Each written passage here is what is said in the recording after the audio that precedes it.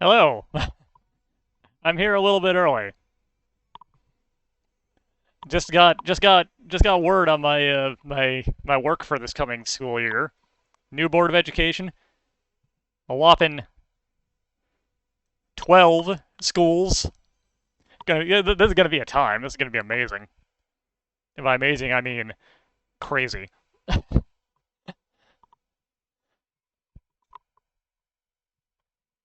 Sess is now actually watching. So I'm gonna just chill here for a little bit. How you doing, Talik?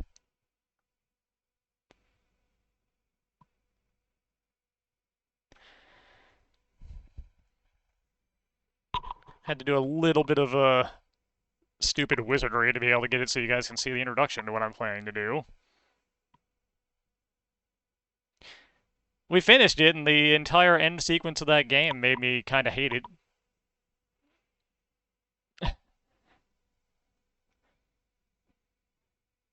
Not because of the ending so much, but just because everything about the whole final boss area and everything about it was just terrible. Absolutely awful. Entirely stuff I have absolutely no respect for.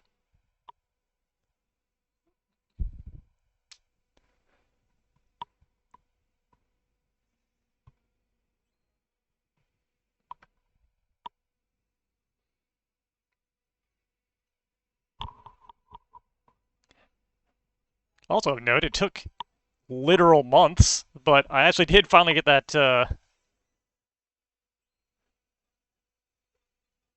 check that I asked them to send out like last week. So I guess I can get money from Twitch. Well, see, here's the thing, because I didn't grind up to beat Bloody Mary and just like skilled my way through it. I got to a point where it was literally impossible to beat Dark Gaia until I went and ground up another like 3 levels. Because it has so much HP that when you're only doing 1 or 2 damage per hit, it's literally impossible with the forced damage you have to take in that fight. And in an action game, that should not be the way things go. It was bad enough in Bloody Mary, but that was still cheesable because you could use magic. And then it goes from being that to just like... And then Dark Gaia goes from being either impossible to you gain a level and then it's a joke, like you said, because it can't stop you. The entire boss is just really bad. You know, I'm just now noticing that the YouTube message is missing a space between the theater and the link. Whoops. I'll fix that later.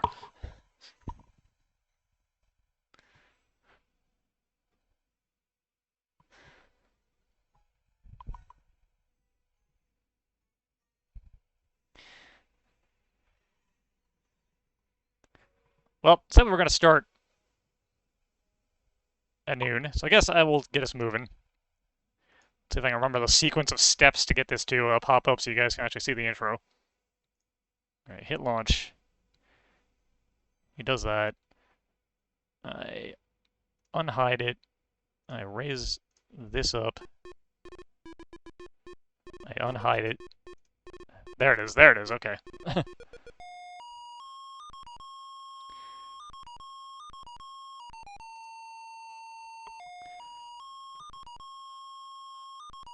Alright, there we go. Let me tell you, since this is in DOSBox and there's no way to pause the intro, it is a real pain in the butt to get this set up so it actually shows up automatically. It took me a few tries.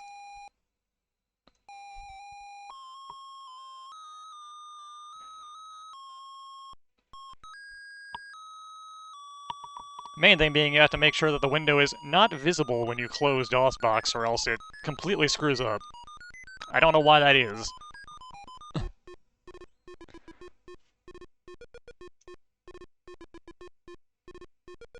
I never noticed it before, but that text goes by pretty quick for the amount of it, actually.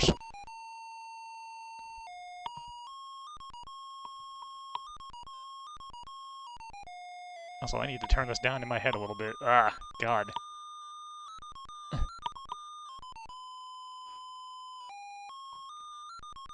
Charming as they are, the fake PC speaker bleeps and bloops are a bit piercing.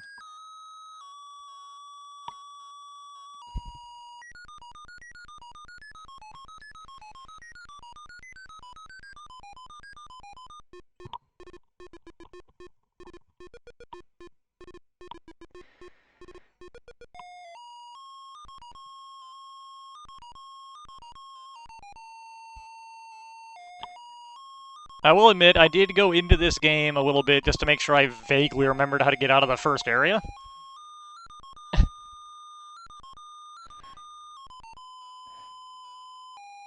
So we weren't completely stuck. Is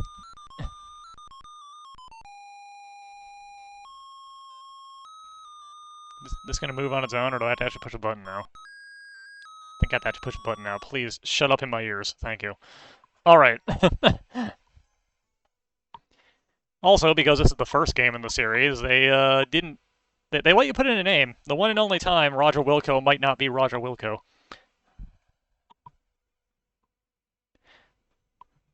I seem to recall the two guys from Andromeda wanted to make a game recently. I don't know whatever came of that, actually.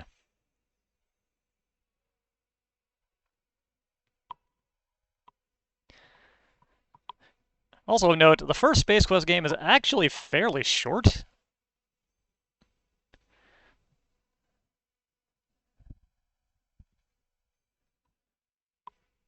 The first few Space Quest games, 1 and 2 both, were kind of on the shorter end, but they can be absolutely brutal if you don't fully know what you're doing. And even if you do, in the case of the stupid skimmer section in this game.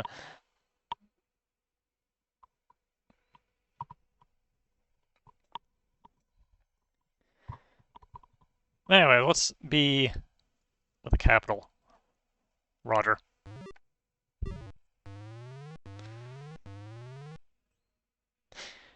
Hello, how's it going? I haven't actually looked. That is something I kind of feel like I should look for. I've not seen many PC software stores around here where I live. Next time I'm over in Akihabara, maybe I'll stop by Super Potato and see if I can find a copy of the Famicom version. I'm kind of curious now. Anyways, you are startled by the sound of an alarm. It is followed by an urgent voice which warns that the Arcadia has been boarded by unknown intruders. It ends abruptly. What is my quick save? F5. Okay. We're going to be saving a lot.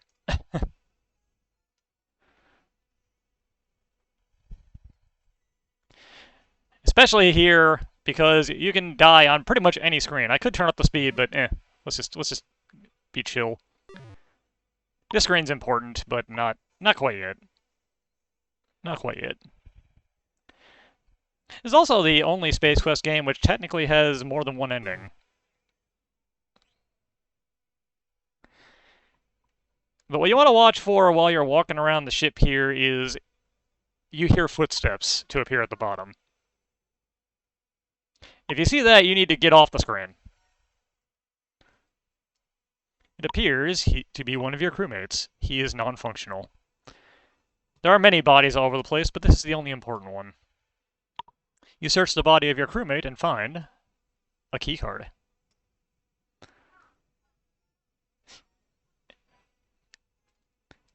Don't forget to take the keycard. It's very important.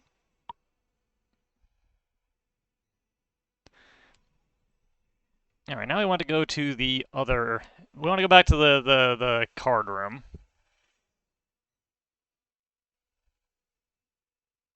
Hello, how's it going? Go in the door, man. There we go. And we want to hang out here for a second.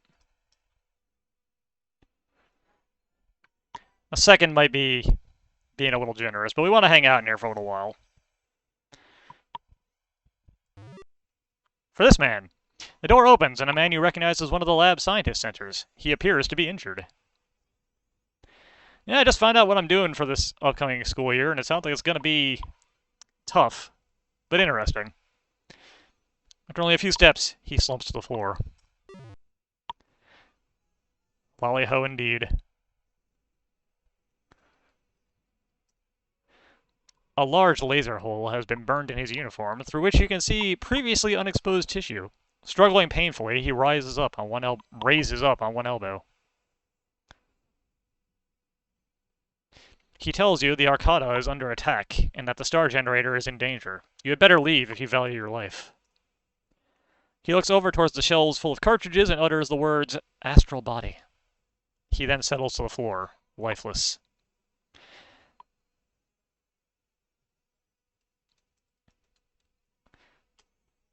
Want to look at the screen? Welcome to the Arcata Data Archive, Model DX Storage and Retrieval System. To select a cartridge, enter the title below.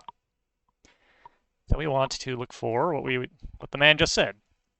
Astral body.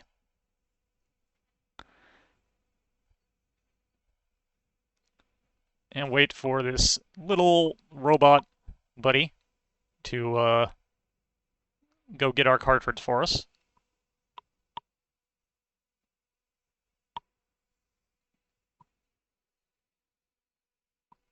And take it. Okay. I'm going to save real quick because I'm going to do something stupid. So you would think maybe we can read this cartridge here and see why we took this, right? That causes you to immediately die. The alien observes his handiwork briefly, then leaves.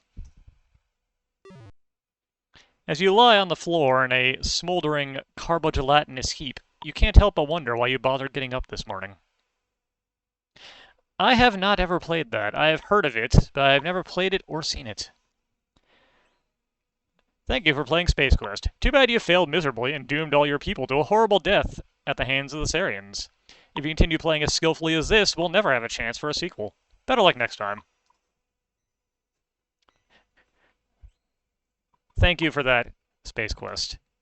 So yeah, we don't want to read the cartridge. Now is not the time for that. We need to leave, like we were told. We need to go away. So we want to go to this elevator.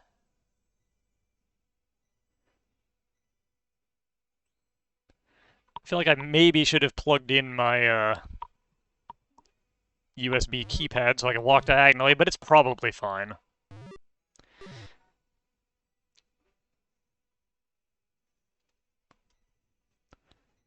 Cursory glance indicates this is a dead lab technician. You can search all these bodies if you want. Whoop.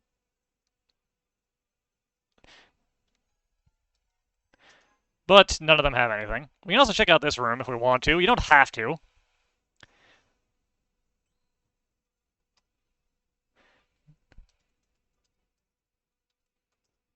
This is the Star Generator Development Laboratory. Due to your incredibly low security clearance, you have never been allowed to access this room. If you are playing the VGA version, you want to come in here to get a little magnetic device that you can use later. It's optional, but it's very helpful. There is actually nothing for us to do in here, so,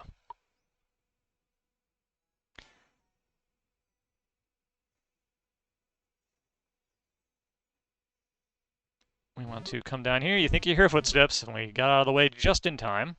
No, not...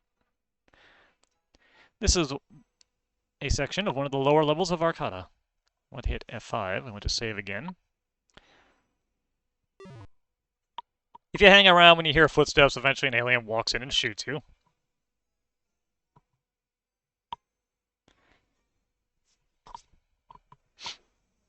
I don't know if we're going to get all points in this.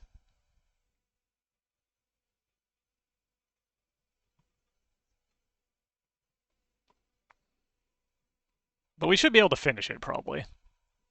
I think I remember most of the gotchas. It's been years. Looking through the window, you can see down into the vehicle bay. On the console by the window, there are two buttons marked Open Bay Door and Close Bay Door. Push open. Alright.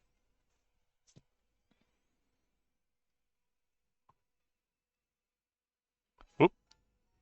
Somehow we can walk back... hang on a second. I'll be right back.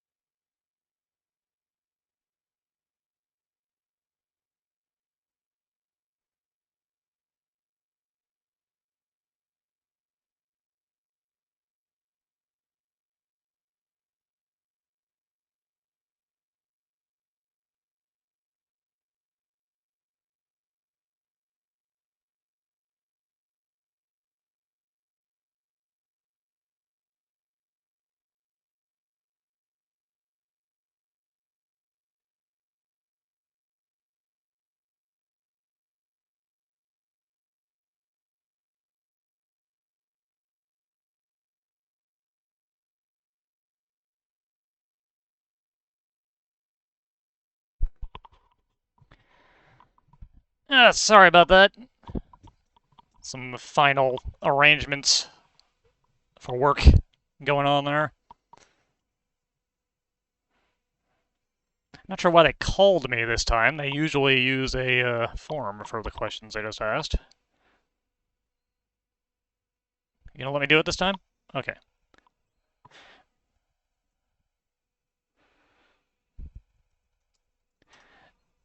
No, nothing bad. This time just a question about if I want to eat lunch at the schools or not. And because I have 12 this year, I said, no thank you, I'll deal with it myself. Hello, how's it going? The keyboard unit is a small sturdy box with a slot. Just above it is a display light, which is not currently on. And this is why we need that key card.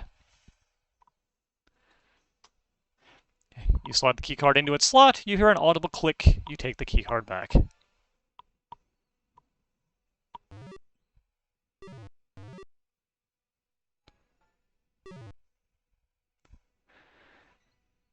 And now we are safe from randomly getting shot, I believe. We don't want that. We want to save. Push left button. Push right button.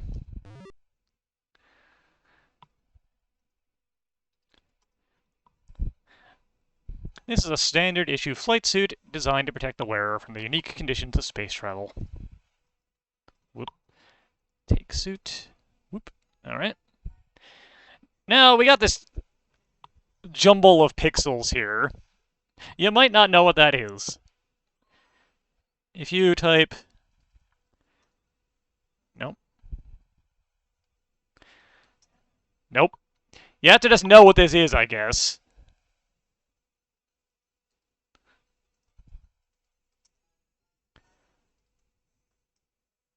There you go, there you go. Look closet. It looks like an electrical gadget of some sort.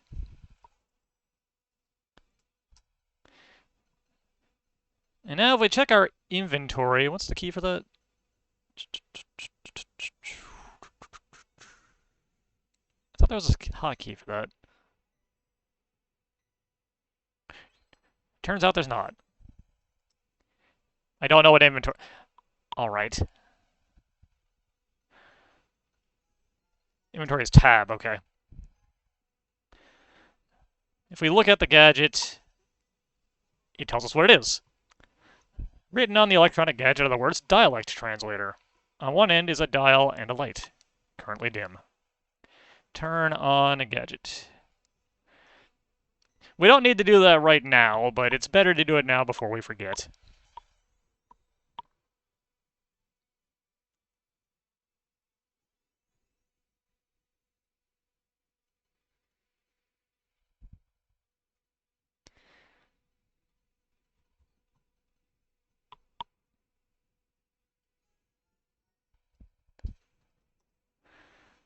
Alright, sorry about that. The console is adorned with many status indicators. One button on the right is marked airlock.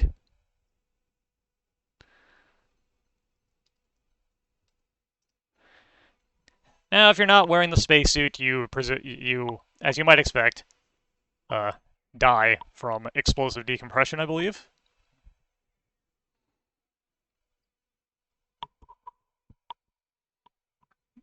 Because you've just opened up a door into space. It might wait until you walk out into this room because Space Quest. Let's save it again real quick, because the game does allow you to do a couple of things on here to kill yourself real quick. And we might as well kill Roger, because he probably deserves it. Like, we can fall in here. Ah. Well, Roger, that was a smooth half gainer into an elevator shaft. Did you decide that you would think more clearly with your brains reorganized? And the same game over message. So let's restore that. You can also elect to just escape the old-fashioned way. Walk out the door. You might expect that's a bad idea.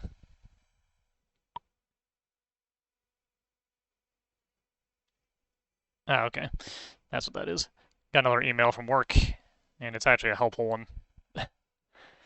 Congratulations, Roger! You have found your way off the Arcada and escaped obvious danger. Unfortunately, you will never be seen or heard from again as you float gracefully through the heavens for eternity.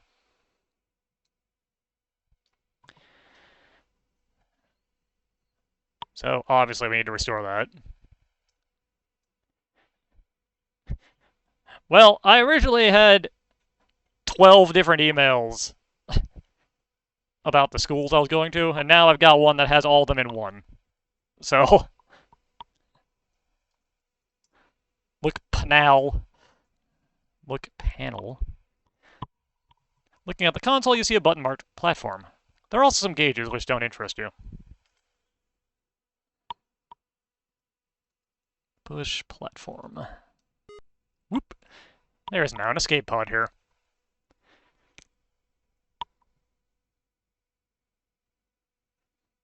The preferred method of escaping. Let's look at the pod. Look pod. This is one of the Arcada's escape pods. You vaguely remember receiving some orientation on these when you joined the crew. Enter pod. Now, let's save, once again, because we can kill ourselves in some creative ways again. Like, let's see here. Let's put on our, let's look panel.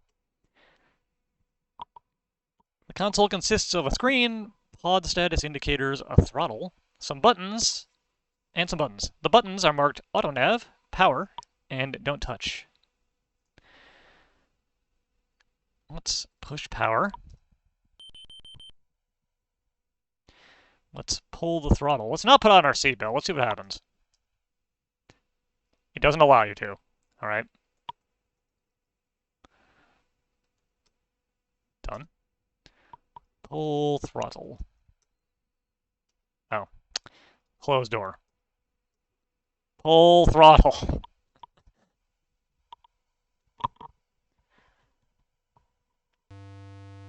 The escape vehicle moves slowly out of the vehicle bay and into space. Congratulations, you have narrowly escaped an explosive death. Don't start patting yourself on the back just yet, though. You are now traveling aimlessly through the cosmos.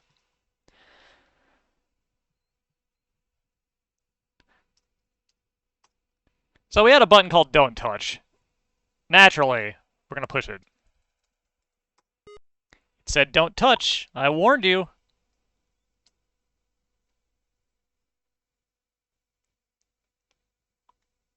Ken, did you hear something?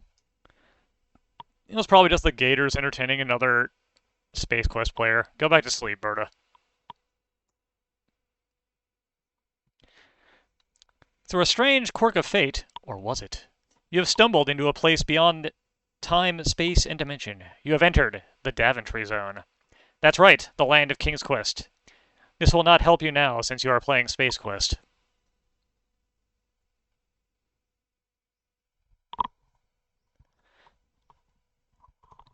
In the VGA version of this, it goes to Conquest of the Longbow instead, if I recall. Something more relevant at the time than the original King's Quest. It's a lot of gators in the mode. I'm pretty sure there's only one when you play King's Quest.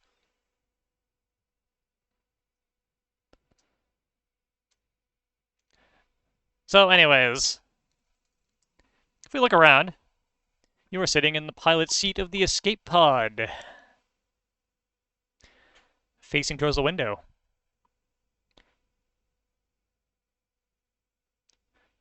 There is a dark console before you, and seatbelt straps at your side.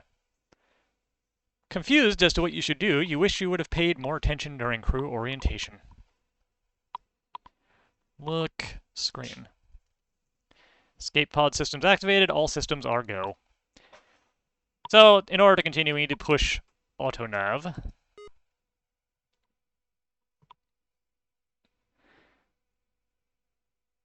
The narrator in 1 is a little bit on the snarky side sometimes, but not too bad. The monitor flashes. You study it to see what new information is being displayed.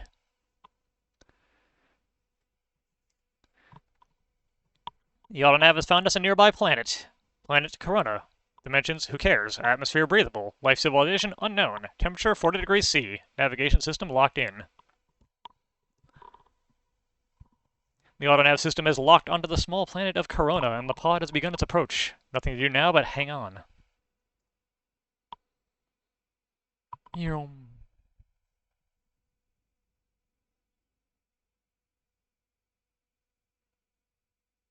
Perfect landing.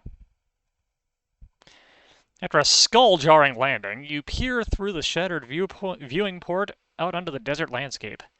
A feeling of utter desolation settles in. You're in a fine mess now, Roger.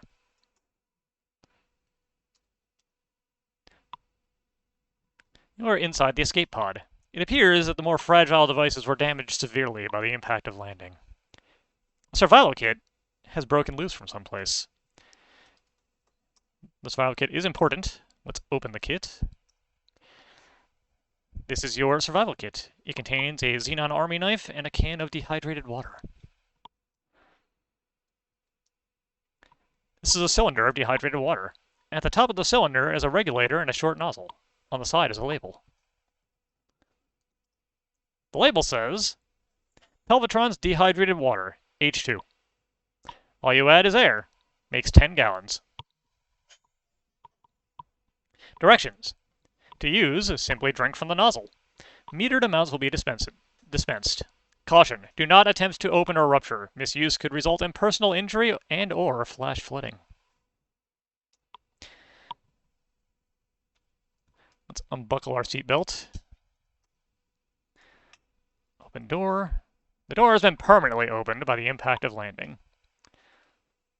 Lead the pod. Alright. We want to save.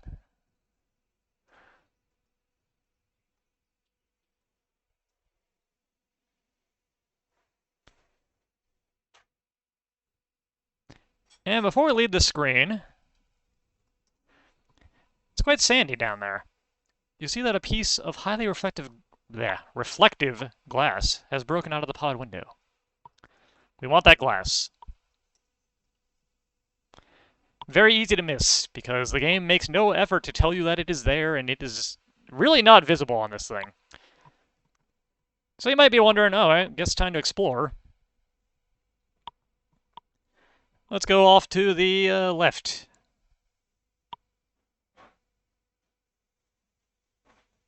Going off to the left kills you. You have just become a vertical meal for the local welcoming committee. Thank you for playing Space Quest, bloody bloody bloody blue. Let's go south.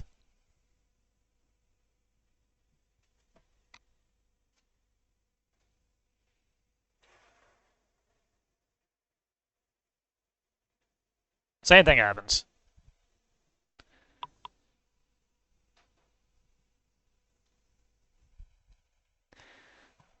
Let's go north.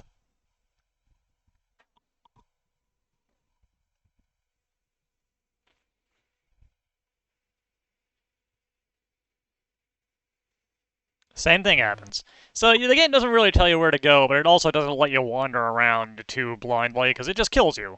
You can only go to the right.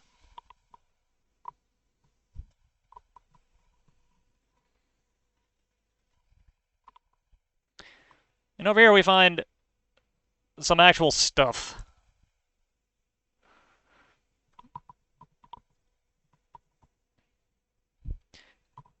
You could do a little bit of sequence breaking here and speed things along a little bit, but I will do it in the way that was probably intended.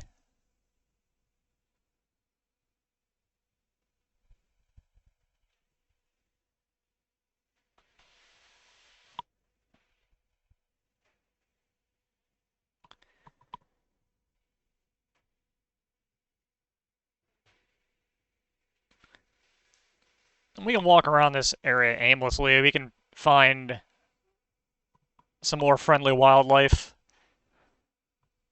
that will murder us. We can naturally do something that I will show on the next screen. It is a Sierra adventure game of this age. You know exactly what I'm going to do. I am going to save here before I do it. But you can, of course, fall. Blit. You have traveled a long way, only to die vicariously stepping to your death. What a clod.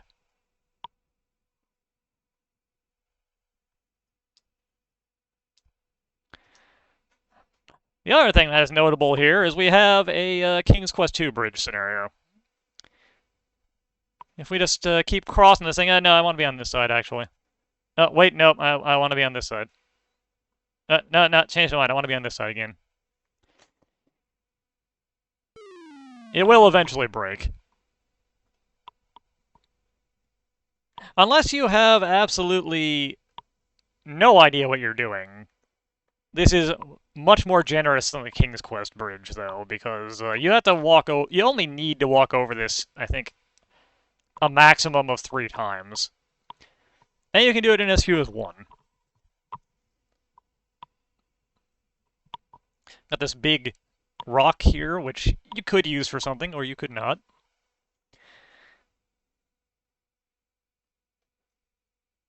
So very carefully walk along this path. This is not one of the worst paths in a Sierra adventure game. This isn't even the worst path in the Space Quest series. That comes in 2.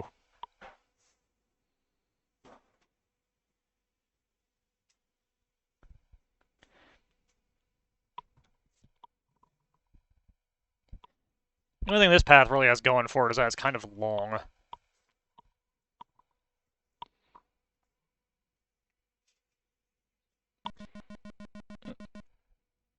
Oh, there's something. The King's Quest II bridge gave you, I think, exactly... It was either exactly enough or you had enough to mess up 1 time. It was very tight. Suddenly, you see a large black metal sphere falling out of the sky. A Sarian spider droid. Upon touching down on the planet's surface, it sprouts legs and begins its search for you. You recall from an article in Space Piston magazine that this droid is designed to seek out organic life forms and self-destruct when contact is made. We may see that happen. We are going to have to try and navigate around that thing eventually, and it is kind of a pain in the butt.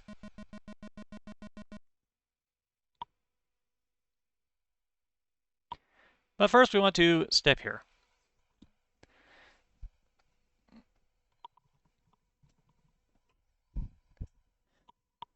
And find an underground zone.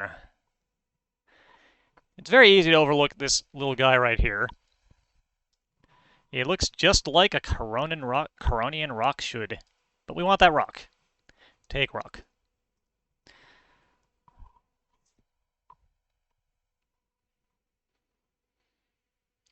Luckily, if you miss that rock, you can't get too far, as you need to use it on this screen. And here's a grate. Grates are always nice and safe to just walk across, so let's do that.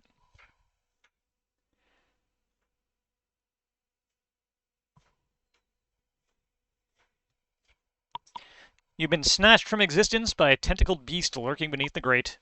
You feel the painful sting of digestive fluids. So yeah, you can't just walk straight across the grate. I heard some people had trouble with this puzzle, but it's actually not a very complicated solution. Just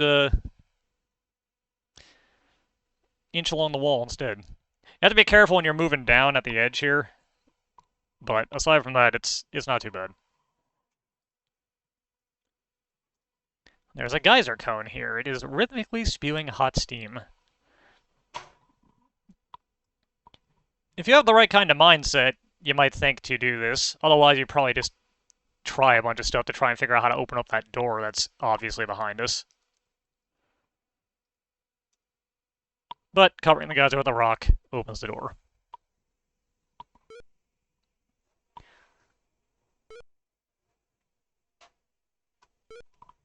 You gaze intently at the purplish pool of liquid, the first real sign of moisture on the planet. The pool seems to have no bottom. The gentle dripping has a soothing effect on your frazzled nerves. Let's drink it.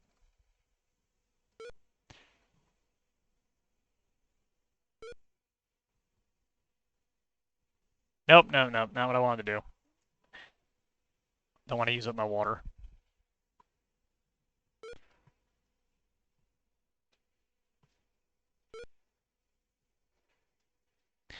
Huh, apparently I can't figure out the command to actually make it do it in this one.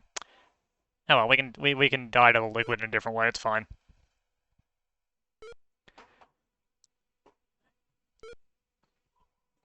You can actively mess with that in the VGA version, which gets you actually a slightly different than usual death sequence, if I recall. Roger. Leave the screen, please. Okay. Here are some lasers making a horrifically obnoxious noise. This can be a little tricky to get yourself in the right spot. But first, let's just walk toward it. It's probably fine, right? You are now lying on the floor in many pieces. Guess those beams meant business, Roger.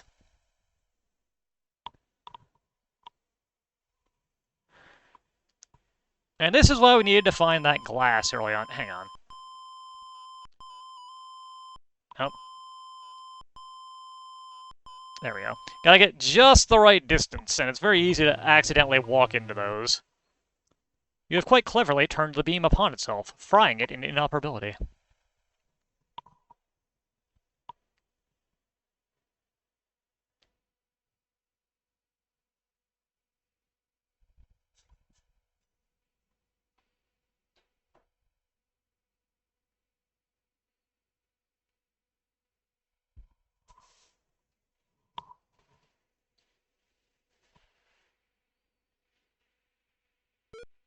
Alright, so up here we got some more drips happening.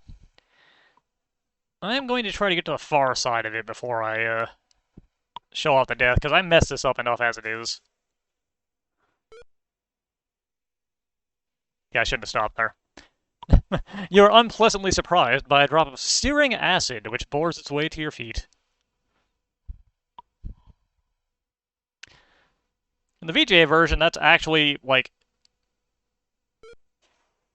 a fairly graphic death for the time.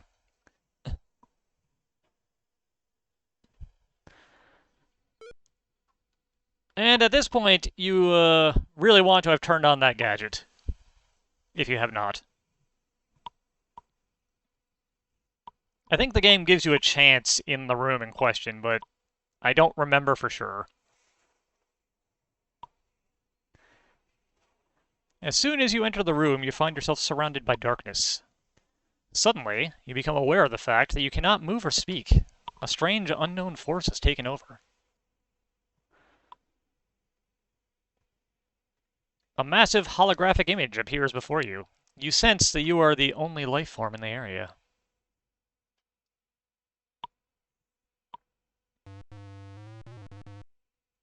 So, you have found your way to my hallowed chamber.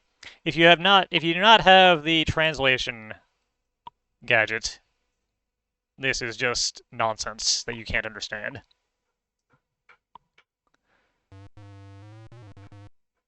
I have been monitoring your travels on our planet. It appears that you are up the proverbial estuary without a means of locomotion.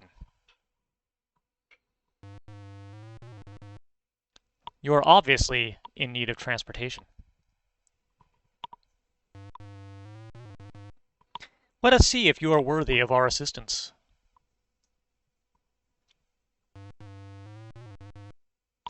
On the surface lives a beast called Orat. He proves to be a bit of an annoyance on occasion. Dispose of him and bring back evidence of your conquest. Only then will I deal with your plight.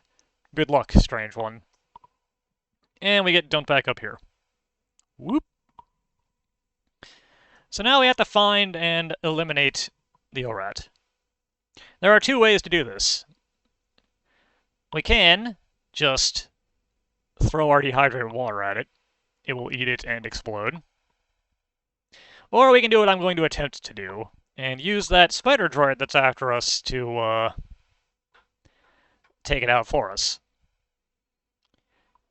That does mean we're going to have to find a way to get past the spider droid and lead it to the cave, which can be a little tricky.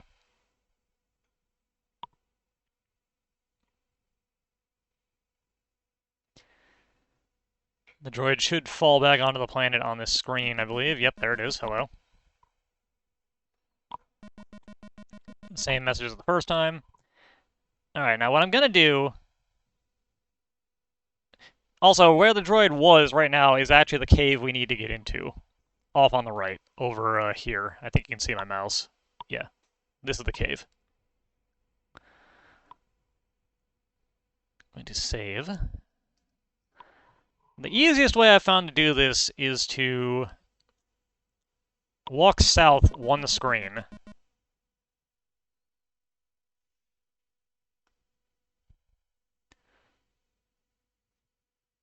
Kinda do one of these.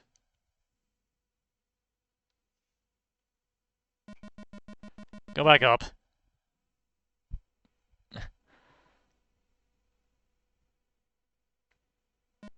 Wait for it to show up just to make sure nothing happens. Go into the cave.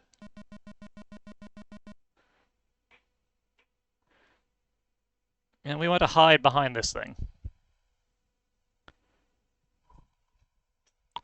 I'm impressed that that actually worked in one go.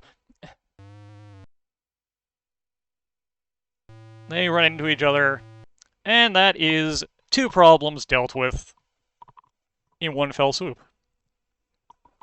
The cave interior now features a lovely new jagged metal / liberated entrails motif. The stench? Ooh. Not even an all-text adventure would attempt that description. Now you might be wondering, how do we prove that we blew this thing to bits? It's, again, a little hard to notice because of graphical limitations of the time, but this little red line was not here earlier. On the ground rests a gleaming chunk of Orat's anatomy. You reach down and take the Orat part in your hand. Some of it oozes to fill the space between your fingers. Gross.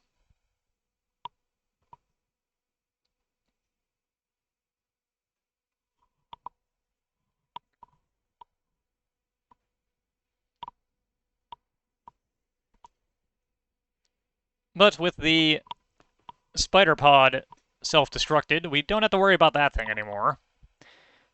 All we gotta do is walk on up through the cave again.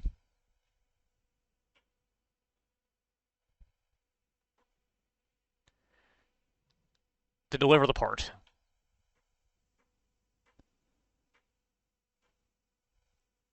The other way to deal with the spider droid, if you don't do that, is to, I'll wait till we get to the screen.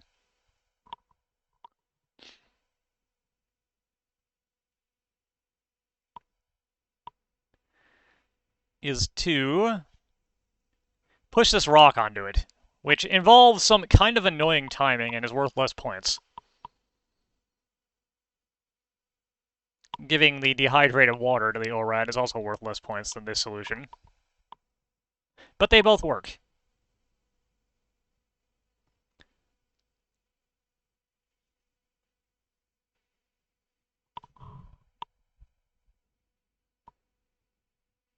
The heat is causing you to develop quite a thirst. A drink of water would certainly be most pleasant. I'm doing alright. Just got confirmation of what I'm going to be doing for this coming school year, so... You place your lips to the nozzle and draw. A fluid, not a very reasonable facsimile of water, is released slowly. While tasting slightly terrible, it quenches your thirst, at least for the time being.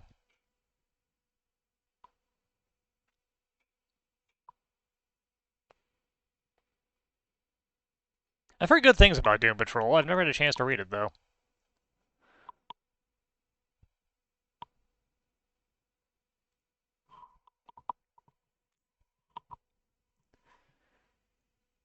I like how at normal speed, Roger's pace is, you know, like, general, sort of relaxed gait here. We're in a life or death situation. We're not in any real hurry to deal with it.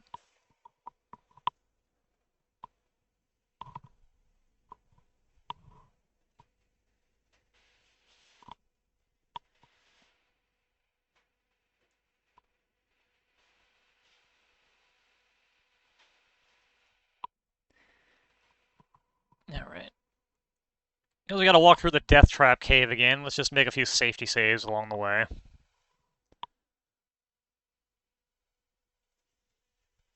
Sneak past the Great Monster.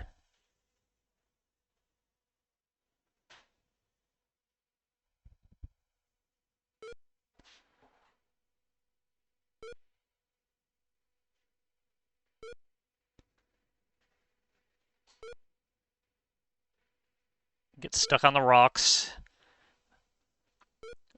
The most dangerous part of the bottom of the screen.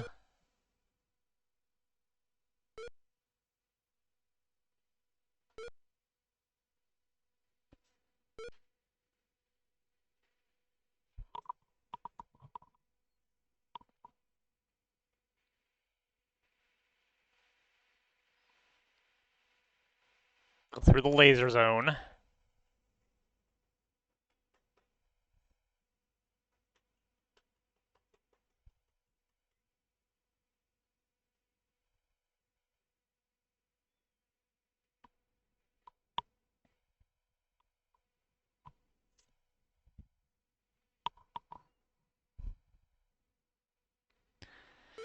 Go back onto the acid drips again.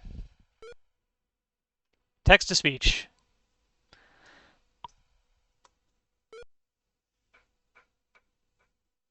No, I did not have the Manhunter games as a kid. That's one of the few Sierra series I don't really know anything about.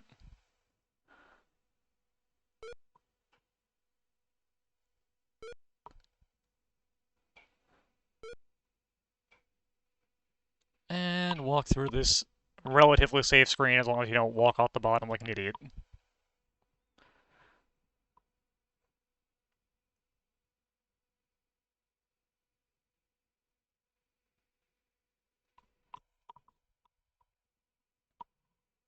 Again, the massive holographic image appears before you.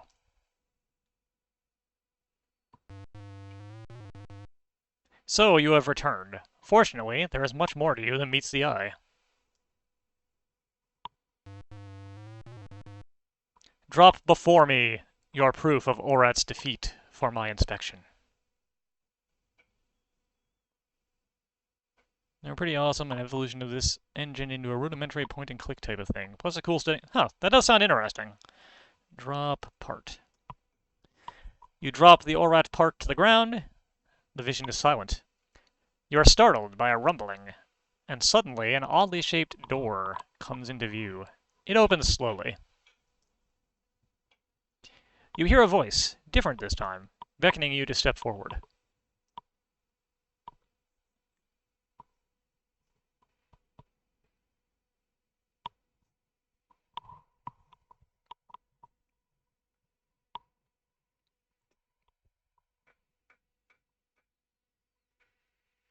Here's our local Wizard of Oz. Please don't be alarmed. We intend no harm. We are a peaceful race. We are cautious, however. Others don't share our way of life. Welcome to Corona.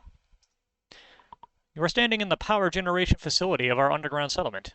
All power here is produced by steam. That is unimportant to you, however. We have promised you transportation. This frickin' skimmer. It is a skimmer. It hovers approximately 1/2 meter above the traveling surface. This is very important because of Grell. Grell and his like dwell in the caves below the sand. If you stand on the surface too long, you chance becoming a rare moist meal for him. The skimmer is programmed to take you to a settlement on the other side of Corona called Ulance Flats. You can make further travel arrangements there. I am sorry this is all we can offer. I hope your trip is a safe one. Board the skimmer when you are ready to depart. Good luck, strange one. We could leave and do the awful skimmer bit right away, but you might notice we got a screen and a slot here. The screen is dark. You notice the slot is just about the size of a data cartridge.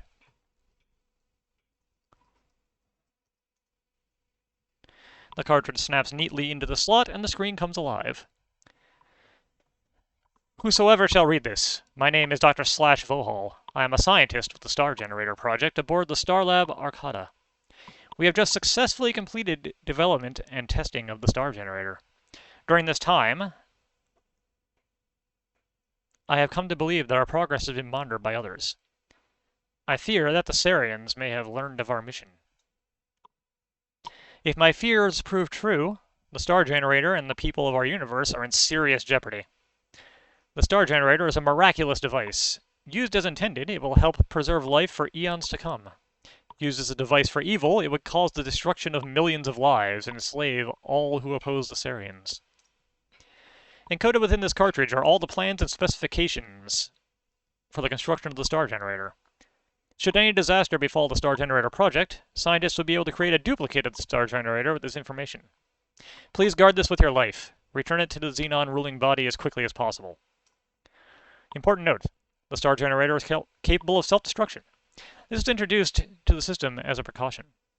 To activate it, one must enter the code 6858. A 5-minute timer will begin to count down. Beware, anyone within 5 kilometers of the Star Generator will be in danger once the timer has initiated. Please be careful, and good luck.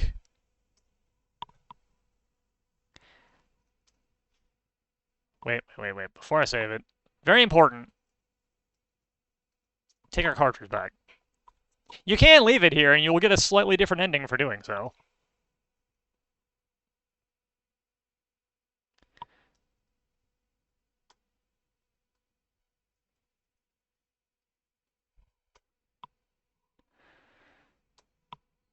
So this section is terrible. This is awful. This is the worst part of this game, probably. Well, worst or second worst, depending on your feelings about save scumming. As described, it is a sand skimmer. And it looks like it has skimmed quite a bit of sand in its time. On it is a panel which has a small readout, currently dark, and a keyhole with a key in it.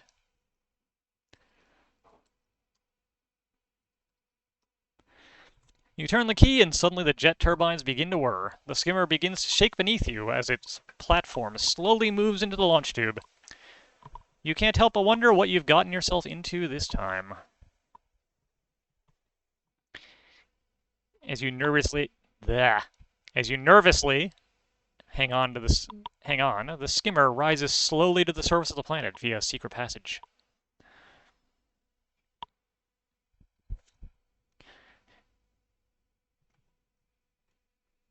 Upon reaching the surface, you throttle up and zoom off into the sunset.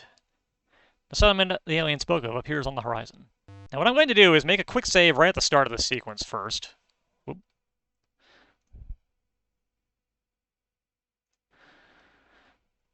I'm going to try and do this legit once. And at that, well, when that doesn't work out, I'm going to do it the cheap way. For the most part, if you stay over to one side, you're usually okay. If you hit 5 rocks, you die. And this sequence goes on a little bit longer than it really needs to. Yep, too slow.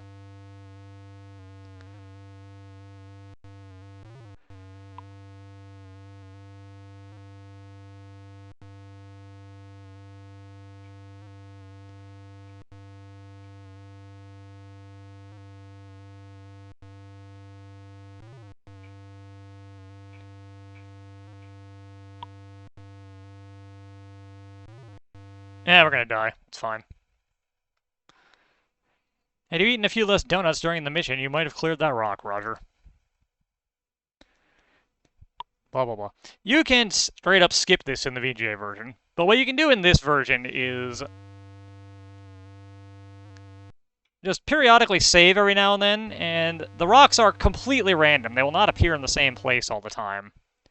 So if you get into a bad spot, you can just reload quickly. And get yourself a different layout.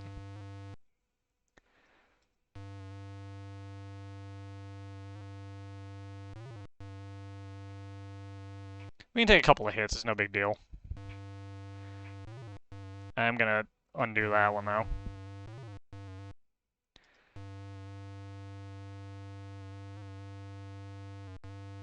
Yeah, as you can see,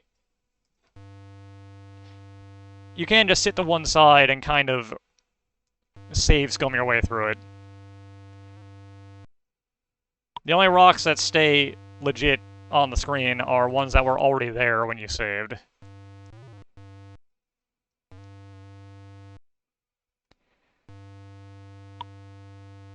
And let's be real, this sequence is terrible, so I don't feel at all bad about doing it this way.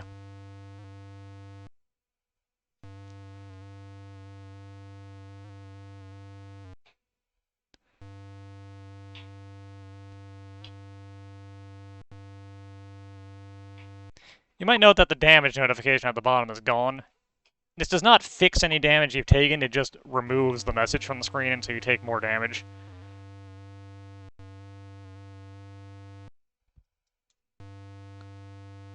We'll get there eventually.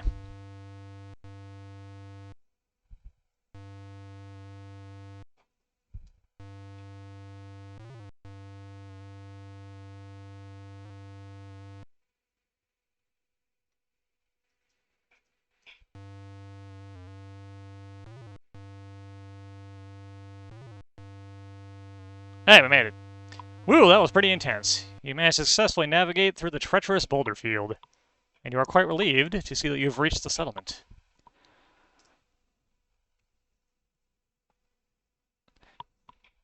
After a truly stone-crushing journey, you have miraculously arrived safely in Ulin's Flats. And just in time, too, because the skimmer's power cell has been drained. It will take some time to recharge itself. This place isn't quite what you had expected. It is semi-bleak, at least. At best. Take key. Very important. Exit skimmer. Whoop. Now this is very important. This is very important. Say, this is a genuine Fulton Sand skimmer. I've been looking for one just like it. I wonder if you would accept 30 buckazoids. Absolutely not. Get out of here, sir. Fine, be that way. It is very important that you turn this man down. You have no way to know this the first time you play this game, but you need to decline that offer.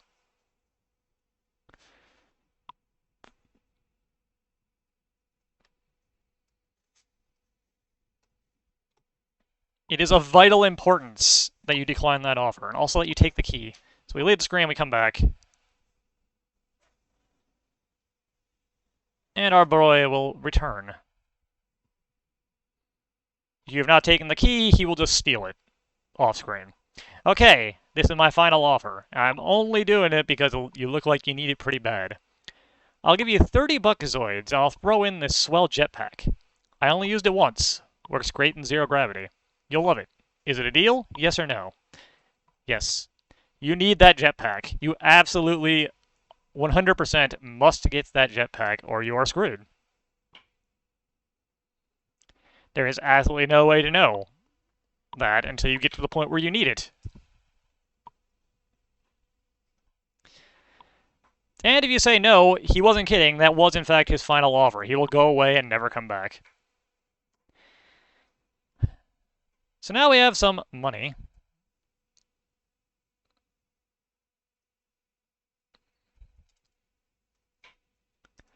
We have 30 of them. The buckazoid is a flat piece of precious alien metal. You have 30 of them.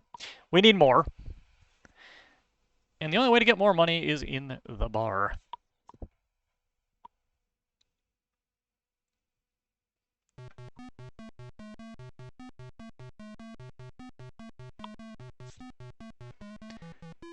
There's a guy over there playing a machine.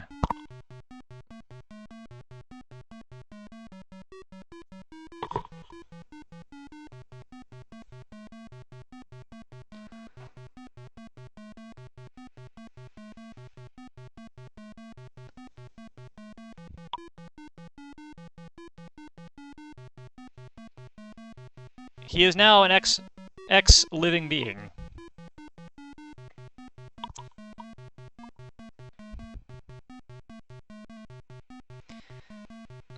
Wait for the robot to clean up that mess. And now we gotta do this. So what you're intended to do here is play this, and as you saw, this can kill you. Until you get the money that you need. But you can cheat.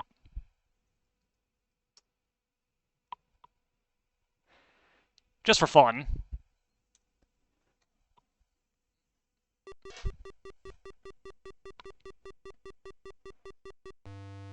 You lose, homeboy. Hey, the Blues Brothers. What's up?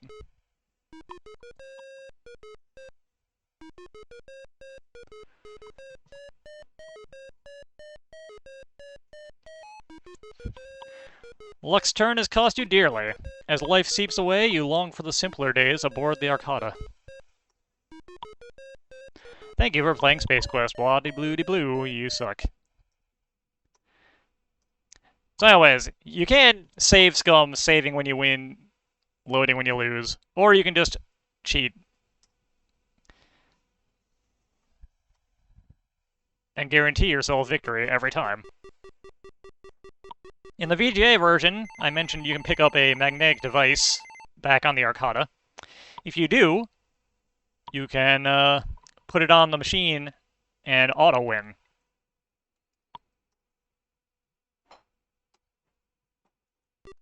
So, they knew what they did, and they decided to make it less terrible when they did the VGA remake. So I feel no remorse in speeding things up a little bit by cheating the system here.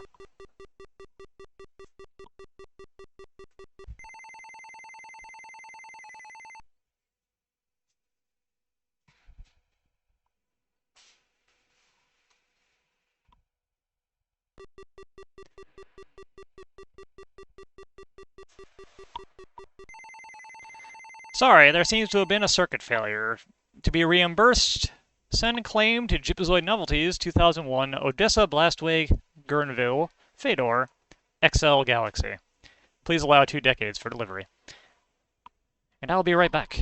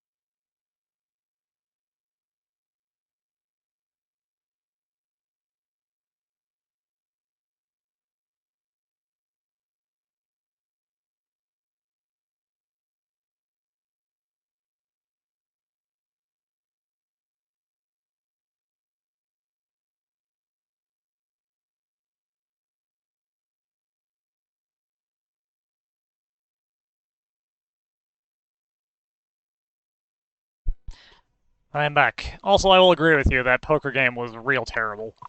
There's a lot about Police Quest in general that's not great, though. So we've gotten all the money we can get. Obviously, we need to leave this planet somehow, but we don't know where to go. We can't however learn. Whoop.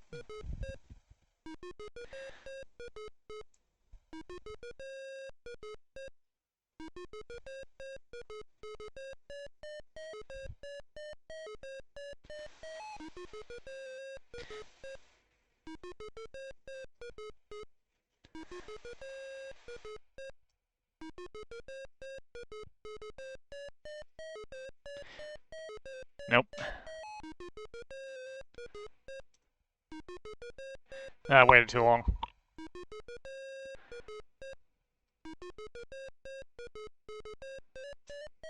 If we buy a couple of drinks, though, we will eventually overhear where to go.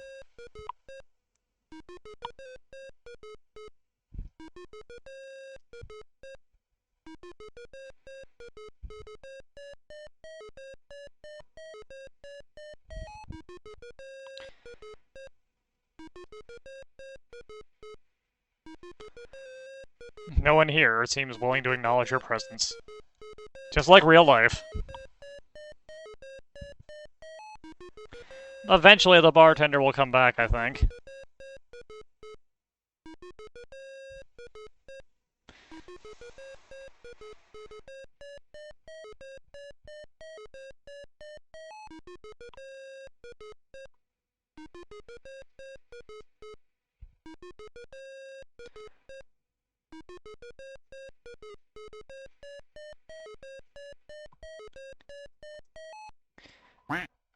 There are a couple of non-galactic looking humanoids cranking out some unfamiliar sounding tunes.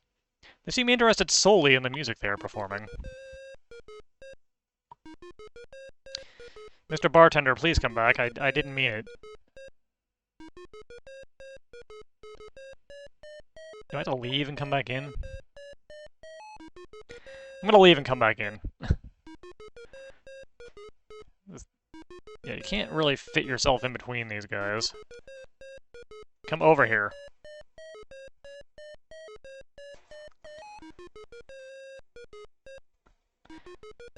Yeah, I'm gonna leave and come back in and see if that does it. If it doesn't, I know where to go, but I would like to show how you are supposed to figure that out, if possible. Okay, I did buy the beer, but I need more than one. Yep, got a different band now. There's a hip combo of green beings jamming. They only seem to be interested in playing music. Our boy's back. He's dead again.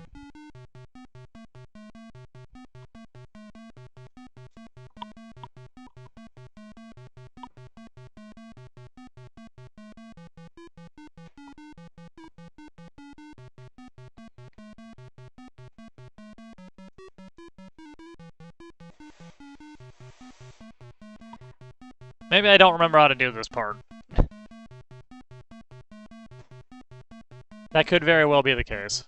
Or maybe I'm just getting extremely unlucky with the RNG. I don't know.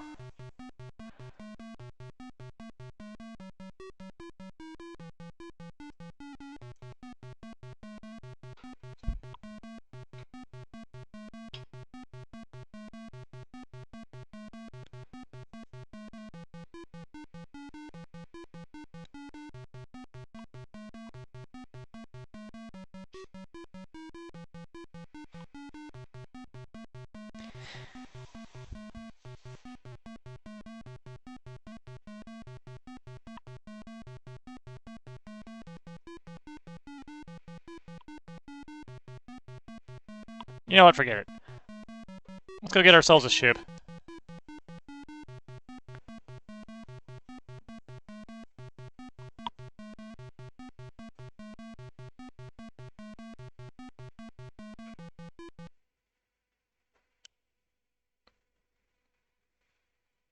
A ship and a droid. We will need both. Because we do not know how to fly a ship.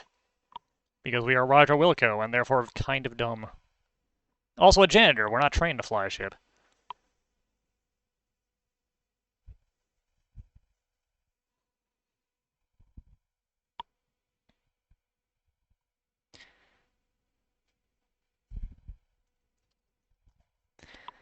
There's a strange pile of very fine white powder here. Its origin puzzles you, but it has a strange burnt smell to it.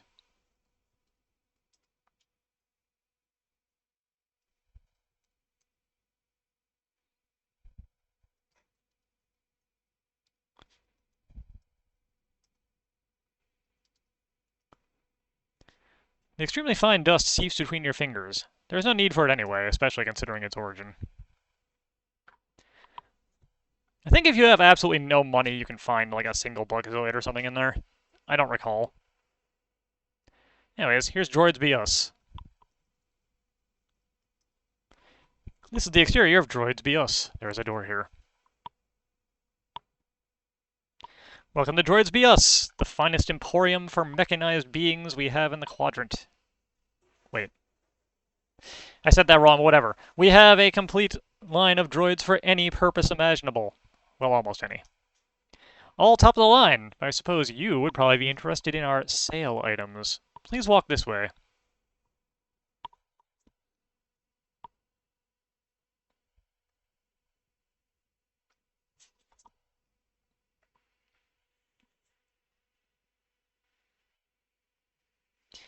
So we got two options here. We got this thing. That model is ideal for flight system operations. It will pilot any modern fighter or cruiser. And it is one of the most experienced droids we carry. I only ask for 45 buckazoid. I only ask 45 buckazoids for it. 36 with coupon. I got it from some gambling type who was required to pay up or perish. Or we have this option. That unit is a good all-around droid. Sure, it may seem a little dinged up, but it's not as bad as it looks. There is still quite a bit of life left in it.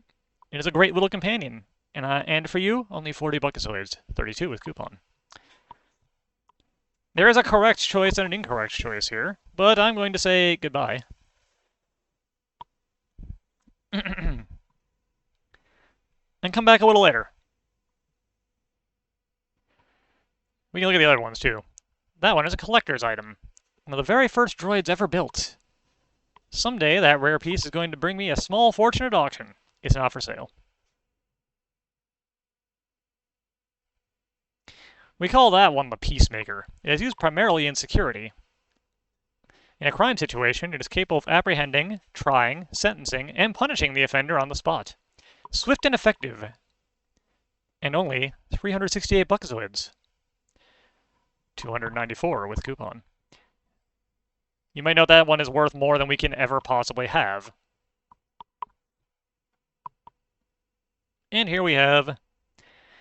That compact unit is often used for mining. It is short and stocky, and quite strong for its size. It is designed to work in areas which may be hazardous to non-mechanized beings. 325 buckazoids for years of service, 294 with coupon. So you can only afford the two that are upstairs. But no real point in having a droid if we don't have a ship, right?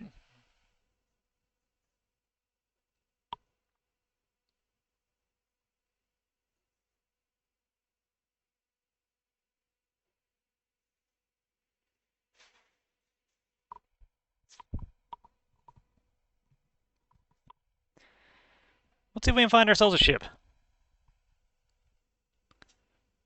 Here's a ship.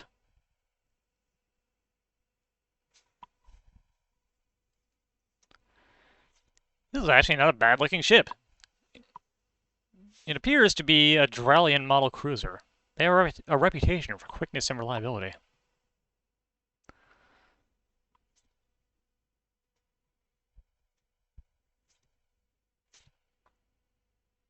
Howdy, bucko. Can I interest you in one of the finest little used spaceships in the galaxy? You look like a man of discerning taste.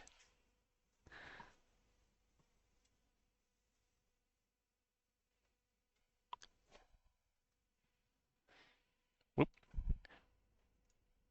Well, this is quite a unique little unit. Never been flown over Mach 3. It was owned by a little old lady from Glanzadrom. You have to fly to believe it, and she can be yours for only 99 buckazoids.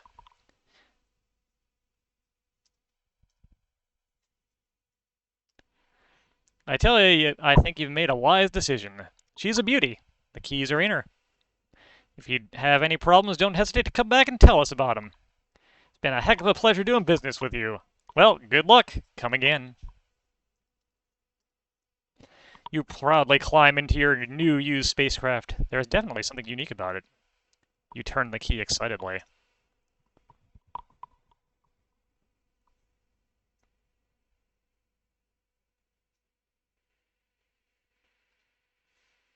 Well, geez, Guy, it seems it's developed some minor malfunction since we acquired it. We did have a small micrometeorite shower the other day. Maybe that was it. Yeah, that was probably it. Much as I'd like to refund your money, or much as I'd like to, I can't refund your money. Company policy, out of my hands. However, I can give you 70 buckazoids credit on any other ship in our fine line of used spacecraft. Look around, see what you like. So yeah, that's a waste of money, as you would expect.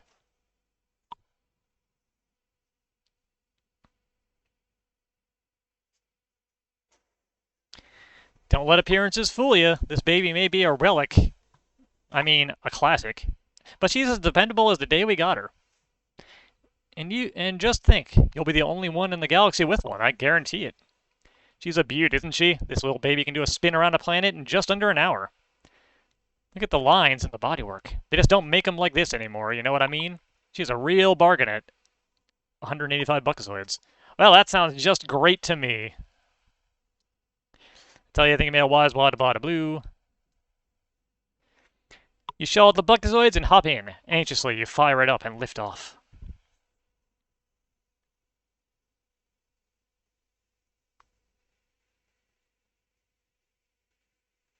Darn the luck, Roger. You've crashed in the dunes and ended your life.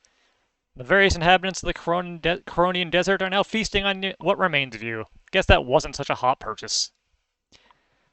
And that one just kills you, yep.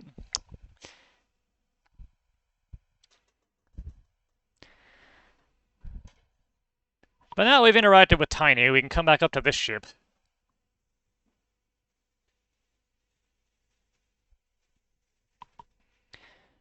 Well, there's a man with a good eye. This here is the keenest little scrambler in the hemisphere. Top of the line. Handles like a charm. Perfect for cruising the asteroid fields. She's got all the thrust a guy could need, I tell you. She's an outright steal at 214 buckazoids. I tell you, I think you made a wise decision. She's a beauty, the keys are in her. If you have any problems, don't hesitate to come back and tell us about them. Have a pleasure in doing business with you. Oh, by the way, you're going to need a droid to help you fly the thing. Well, good luck. Come again.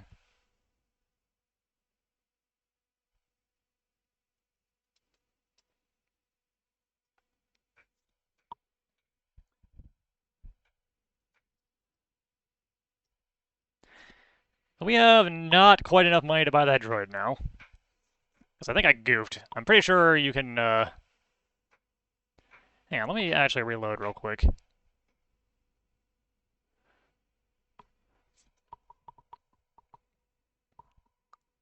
I'm pretty sure you can get a coupon from this guy for the droid shop.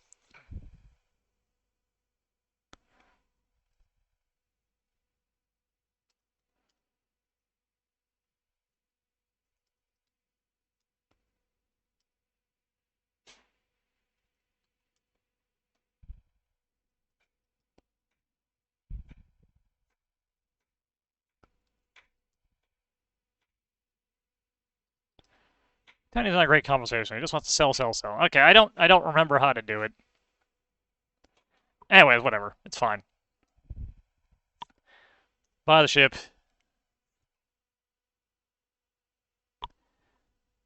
We can just go cheat ourselves a little more money out of the slot machine. It's fine. No big deal. I don't have a coupon, right? Yeah, no. I do have a beer in hand, though.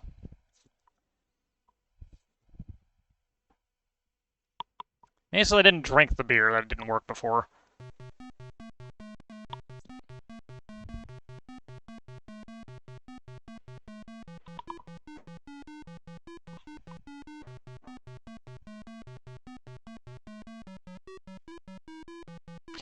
The beer tastes like carbonated Zipple sweat. However, considering recent events, you could learn to love it.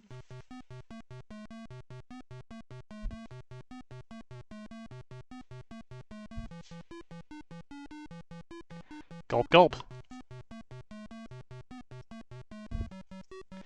As you sip another one of the odd brews, you overhear someone at the bar speaking. There I was, cruising through Sector HH when I spot this ship on the scanner. So I head towards it, you see, and right there in front of me sits the Deltar. It's just sitting there. My heart starts hyperwarping on me. I figure my milliseconds are numbered. All I can think of doing is getting my craft out of there, so I'm reaching for the throttle. All of a sudden, there's an incredible flash of light, you see. And just like that, this little planetoid explodes into a ball of fire. I tell you, I've never seen anything like it. I mauled the throttle and got out of there quick, you bet. So now we have a destination in mind. We need a little more money, though.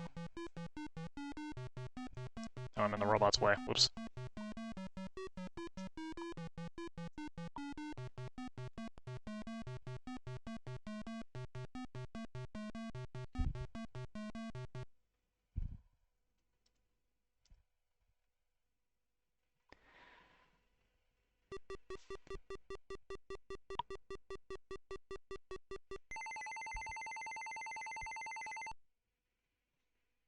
Alright, that should be enough.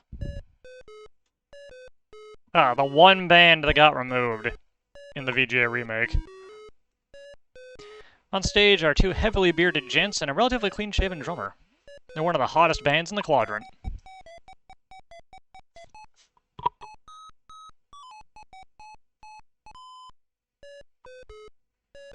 I'm glad they showed up here for us.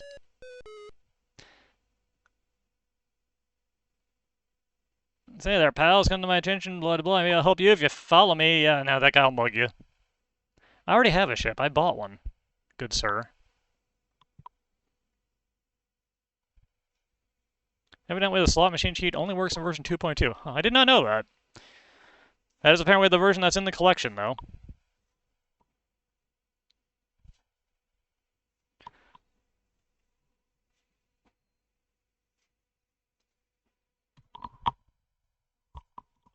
Alright, here we are again. This guy gonna diss us and tell us we're probably interested in the sale items. Which is correct, because we are poor.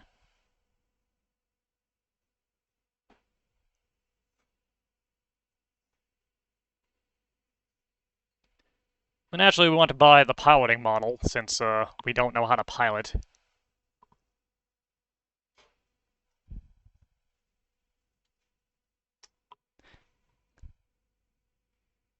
Apparently, I had a discount coupon from somewhere. Using your discount coupon, you have made a relatively decent purchase of a pre-owned sale item. Come with me, droid.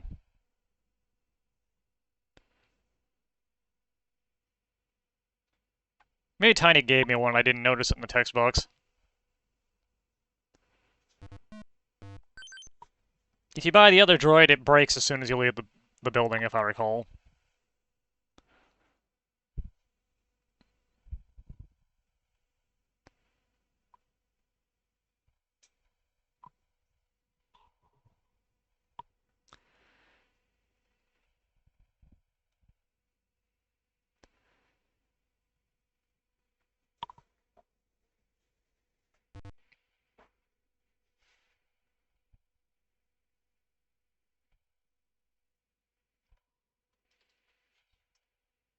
Alright.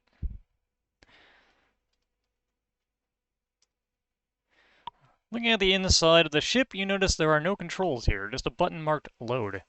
Tiny must have been serious when he said you would need a droid to fly it.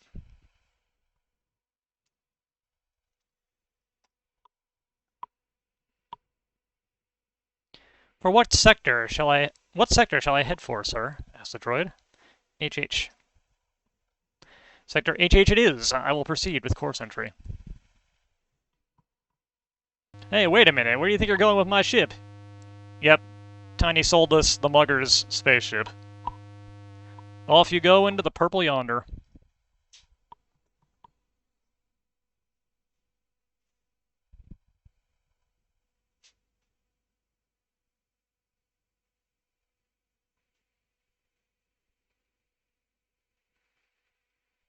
Well done, Roger. You've managed to overcome the elements of Corona, from endless deserts and spider droids to obnoxious salesmen and bad booze. Yes, the sand in your boots shall forever serve as a reminder of this forsaken planet. You should feel proud. But now, destiny awaits with an even greater challenge. Also of note, if you're playing the VGA remake, when you lift off, the time pod from Space Quest 4 will appear on screen for just a second before it changes to the next scene. Hang on, sir, we are headed into an asteroid field.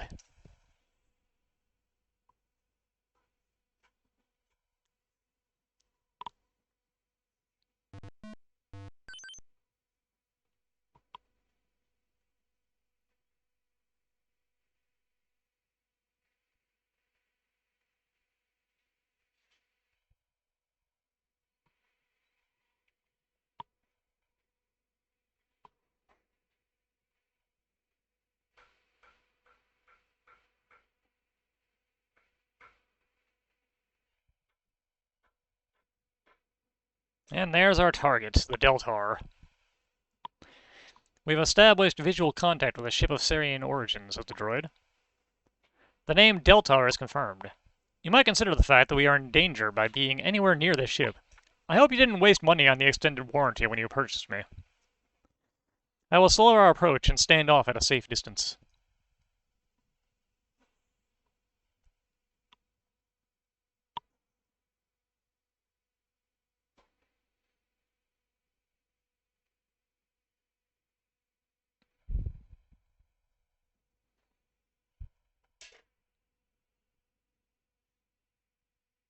Alright, here we are, the Deltar.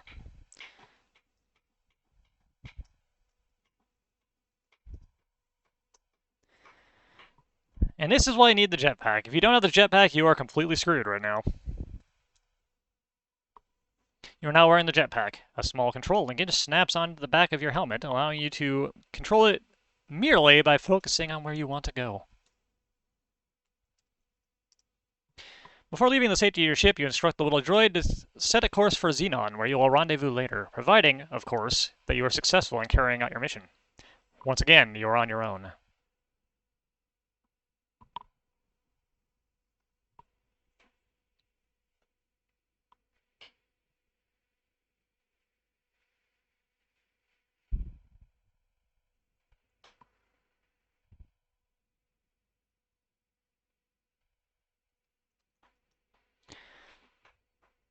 It appears to be a standard airlock. There is a handle in the center. You grasp the large handle and twist. Noting the rather significant amount of pain being registered, you are extremely grateful to hear a click. You enter the Sarian ship. As you enter the Sarian ship, the airlock door seals itself behind you. You try to open it again without any success. It appears that you are stuck here.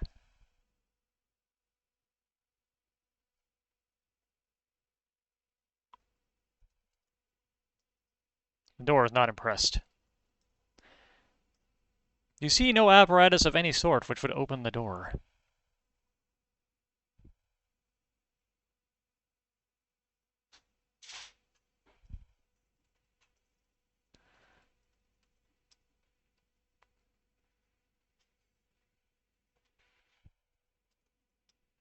You're in an airlock.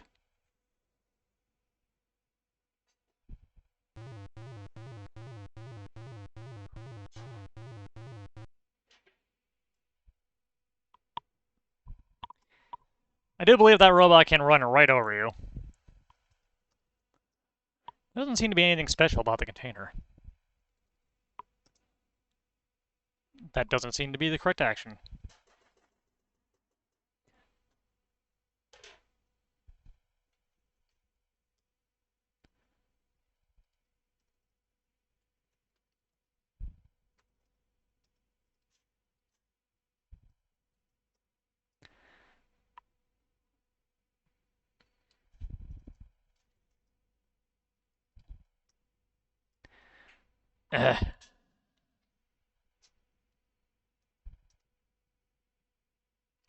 What is the freaking command?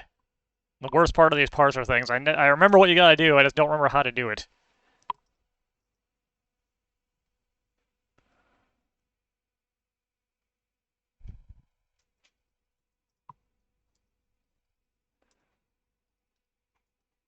Trunk, not box.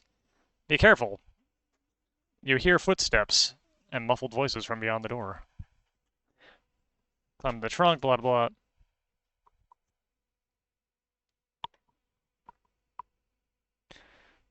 You hear voices, muffled, then louder. You suddenly feel the trunk lift off the deck and the sensation of movement. After a few minutes, the trunk thuds to the floor, causing you to see stars in the darkness. The voices sound further away, then gone.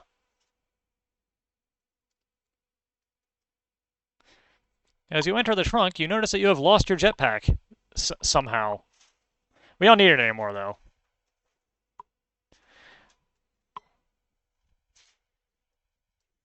I don't recall. The vent is there, so you might be able to do that.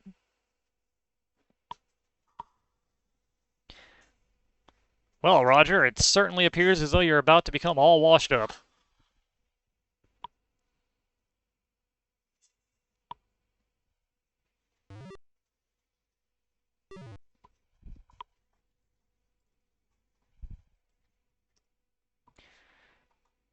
Somehow, you managed to survive the rinse cycle. As you emerge from the cleaning unit, you notice that you are dressed in a Sarian battle uniform. What a stroke of genius. Now you can wander throughout the ship without calling attention to yourself. So we got a disguise from that somehow.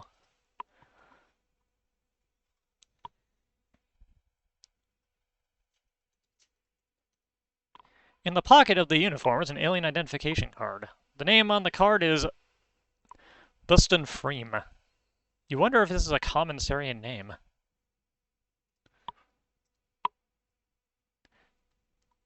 And now we've seen the ID, we have it in our inventory.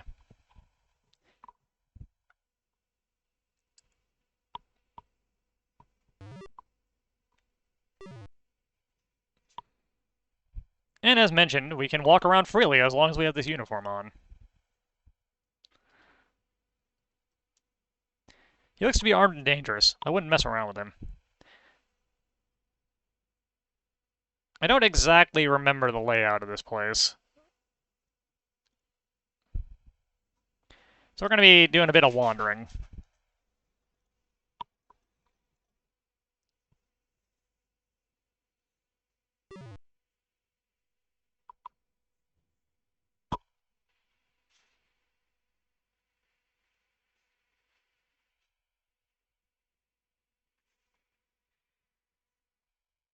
I agree, Buston Freem is still a better name than Gart.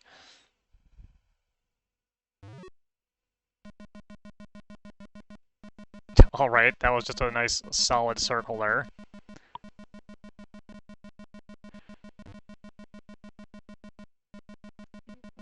That is not where we want to be, I don't think. Stay away from me, robot. Nope, can't go in that one.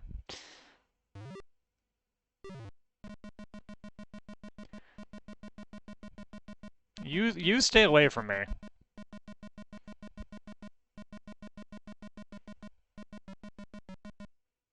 Here's the star generator. Before you stands the star generator. I find it hard to believe that this contraption could save or destroy an entire galaxy. Obviously, with this guard here, we can't mess around with it, so we need to find some way to deal with him.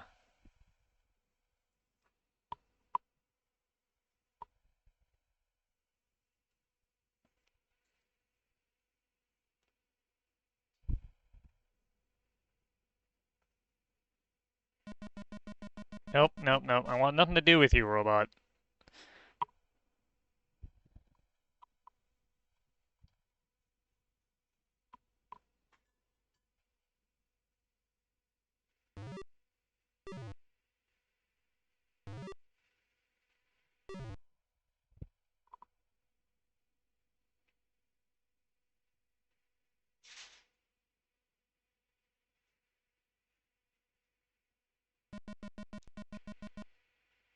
Especially now when you're literally blocking the doorway I want to go through.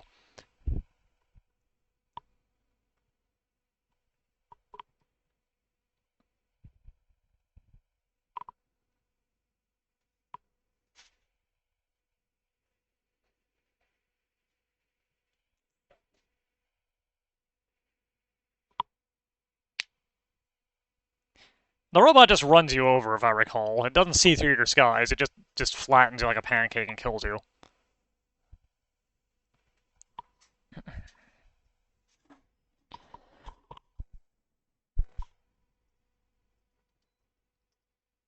There are 2 gas grenades sitting on the right side of the counter.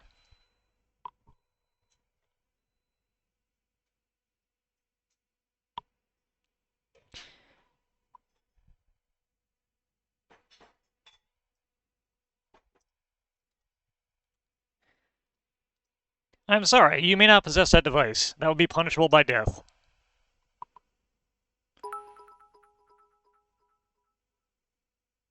Thanks for playing Space Quest 1, you've been a real pantload. Yeah, we'll get there eventually. We'll get the Space Quest 4 someday. Welcome to the weapons dispensary. I will assist you. Please supply me with your identification card. Excuse me, I shall retrieve your weapon.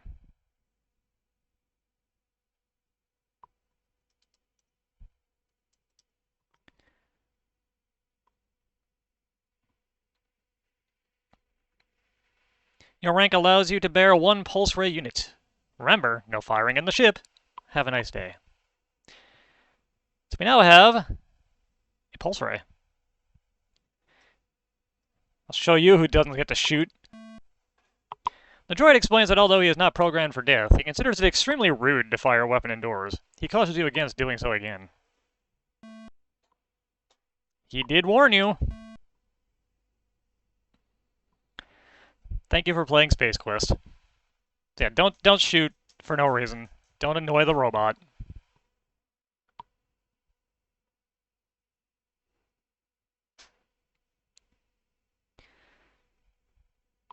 Alright. So, in our inventory, we have one of these fellows. The smoke bomb appears to be of the impact detonation variety. You don't want to be too close to this thing when it discharges.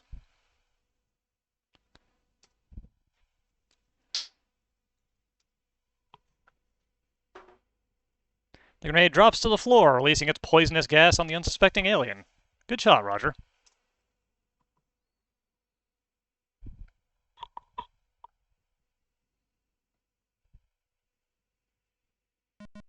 No,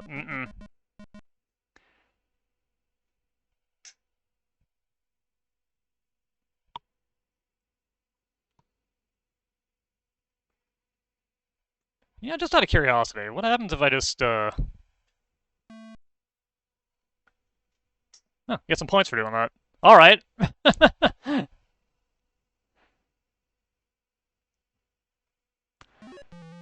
And Roger, being Roger, immediately ruins his disguise. My, aren't you the clumsy one? Because of your inability to walk without falling on your face, your helmet is now riding the elevator without you. You've blown your cover. The Sarians are sure to shoot first and ask questions later. Now we're back into the whole world of you might die anytime you change screens.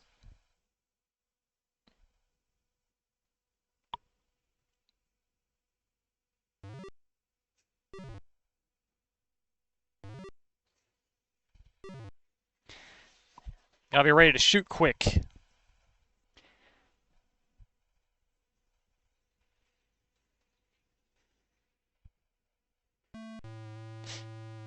Faster than that.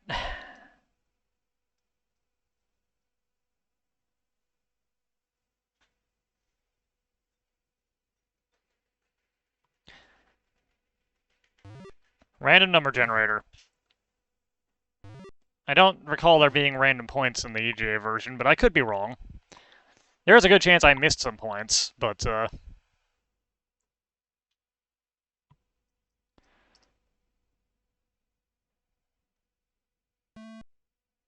yeah, there we go. Got him that time. I will admit I completely forgot that you get points for shooting a Sarian.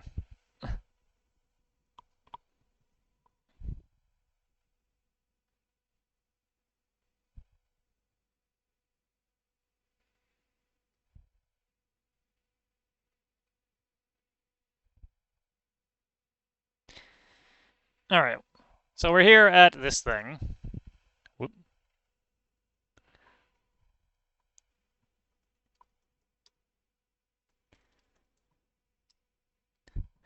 You seem to have found a remote control device of some sort. It only has one button labeled on-off. Push button, not burn. Suddenly, the force field protecting the star generator disappears.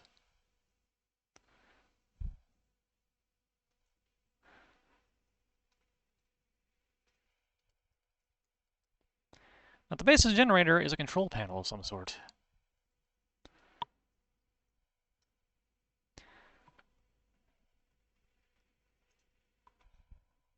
F6 to select key. 6, 8, 5, 8.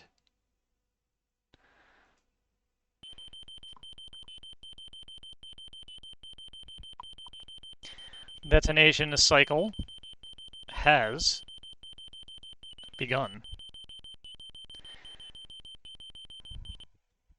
Star generator has come alive. The heat of this thing is starting to generate tells you it's time to blow this taco stand. I don't exactly remember how to get out of here, so, let's save there.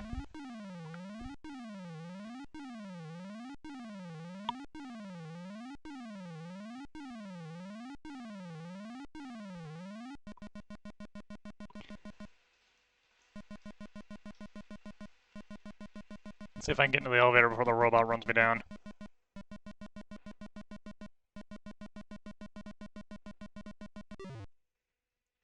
Alright, I think we want to go into this elevator we couldn't get into before. Yeah. It turns out I do remember how to get out of here.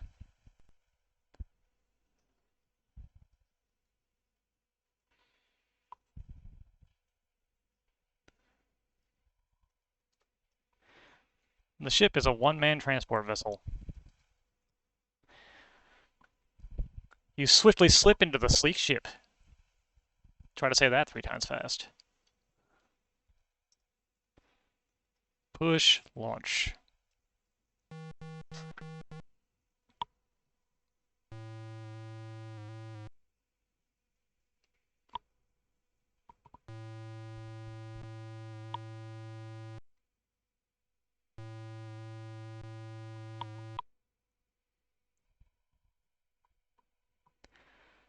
Boom.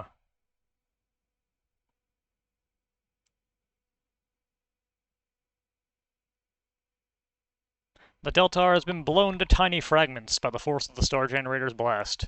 You have saved the lives of millions of people, not to mention the lives of those in other systems. Don't get a big head. Congratulations, Roger. You've rid the universe of the evil Sarians and saved your people from certain doom. The Star Generator technology is safe inside the data cartridge. Now, a new Star Generator can be built that can carry out its original task. You're an all-around hero. You've made it home safely aboard the stolen Sarian craft, where you've encountered a cheering Xenon crowd. They have gathered together for a ceremony in your honor. The ceremony is already in progress.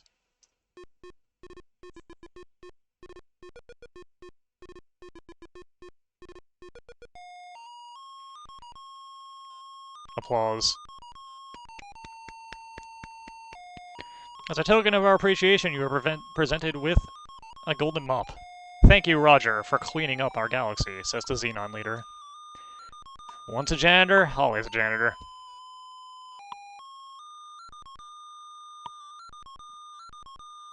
Yeah, we missed some points, but we got there. Got there relatively quickly, too.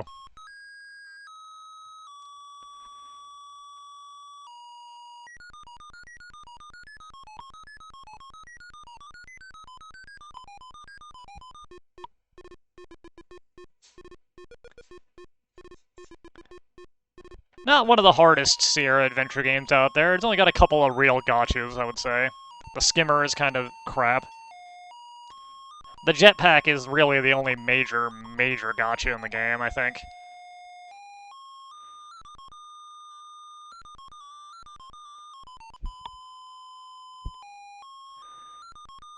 As it is the one thing that kills you pretty decently after you would have messed up.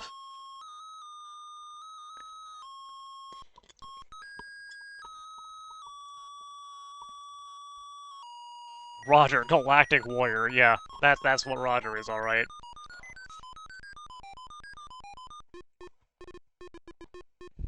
Thank you for playing Space Quest.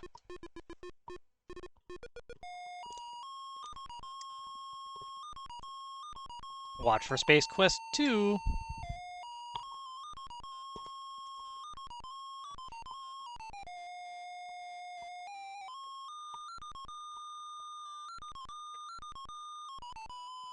Alright, that's enough.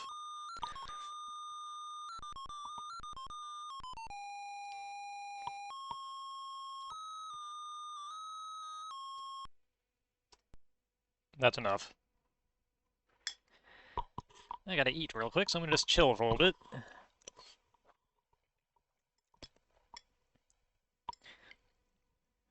But yeah, in order to prepare for that stream, I played up to getting to Ewan's Flats just to make sure I remembered enough of the game to make it so it wasn't completely miserable to watch, but apparently I remembered the rest alright as well.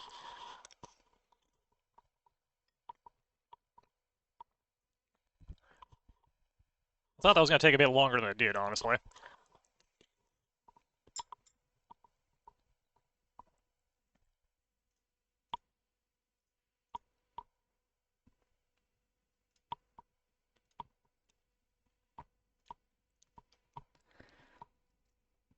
swap this over to just chatting for the moment.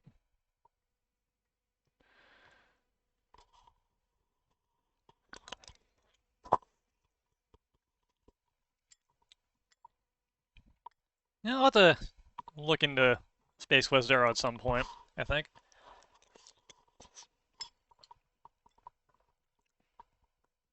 Kill Dracula. I can't beat a Castlevania game. What are you talking about?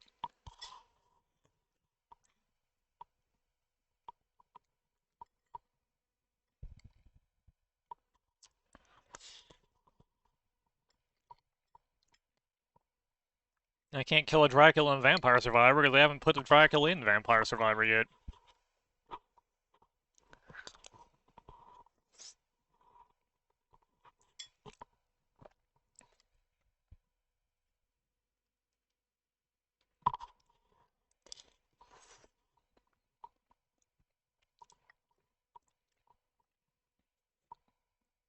I'm trying to remember how far I got in freaking Castlevania the last time I played it. It's not very far.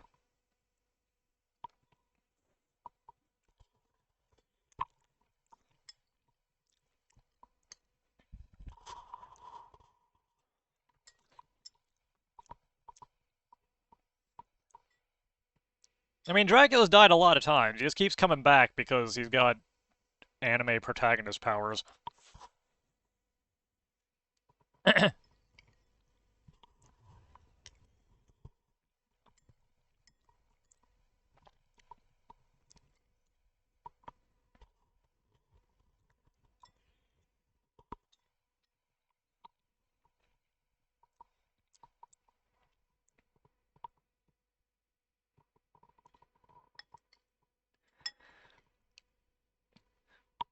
I'll admit, I've never actually really played many of the Castlevania games after 3.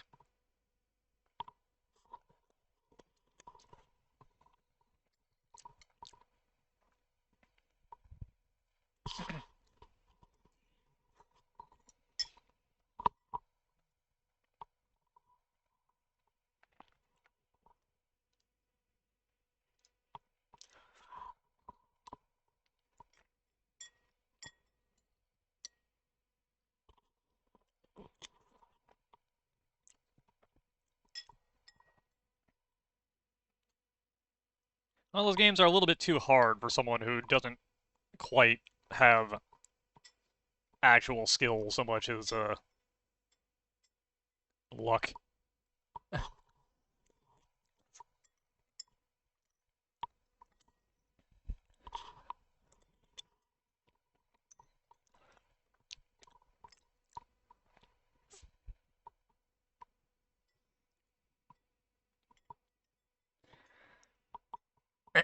I was pondering Space Quest 2, but I haven't played that one in forever.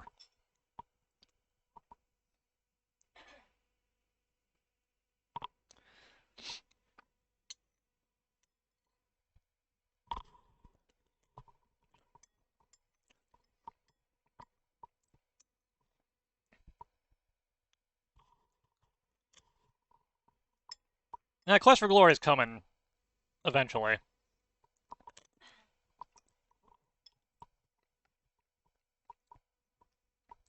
Quest for Glory is not coming to the stream, though, because there's just enough do the same action repeatedly, especially in the first Quest for Glory, that I feel that would be better suited to the old YouTube.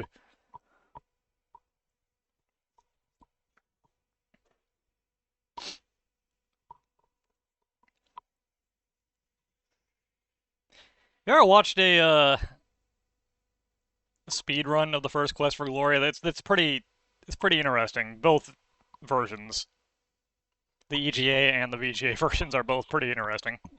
The VGA is probably more interesting though, because you skip doing basically anything due to a glitch someone found in the screen with Elsa on it.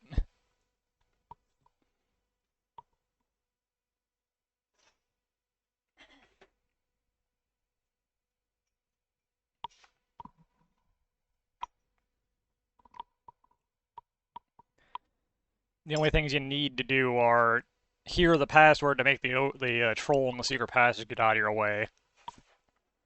Have a method of opening the secret passage, and then have throwing skill at any number so you can throw a dagger on the screen with the bandit leader on it, which unfreezes you so you can just walk out the exit and win the game.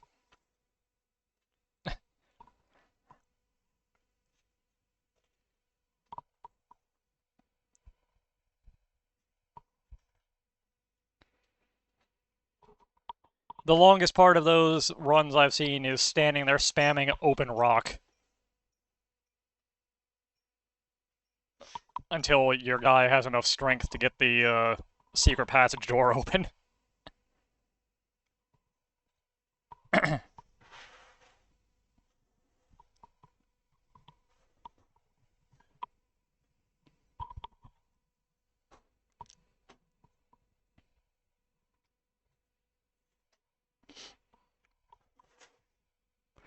What I've seen most people to do it as fast as possible do, I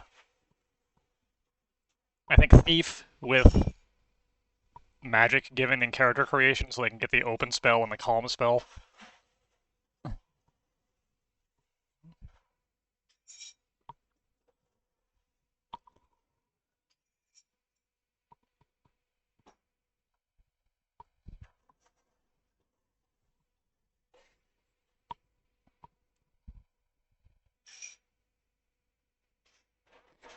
I think one adventure is enough for one day. So let me look at what I got laying around here.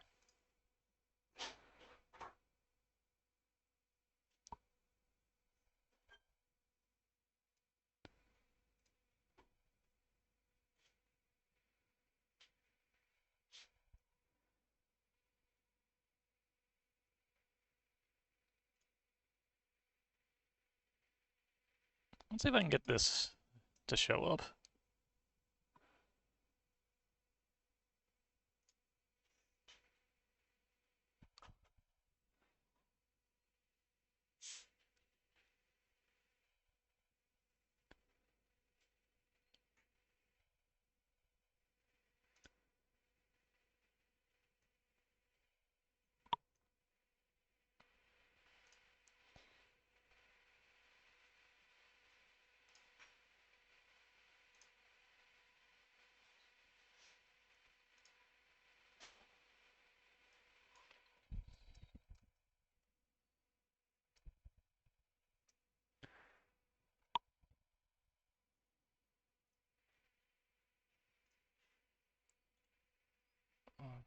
Let's see, and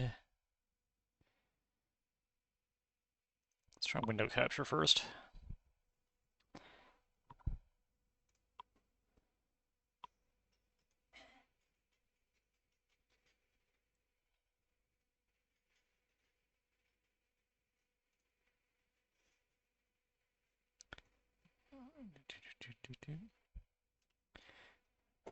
Breaking the bounds of my whoop, whoop, nope. Select the correct thing. There we go. Breaking the bounds of the monitor a little bit for this one.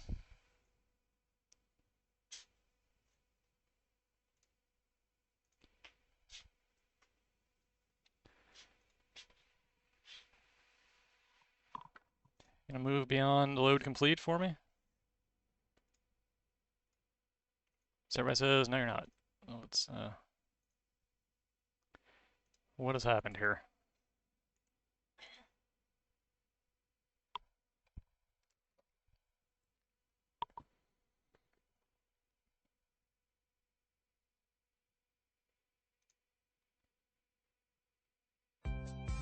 Oh, there it was.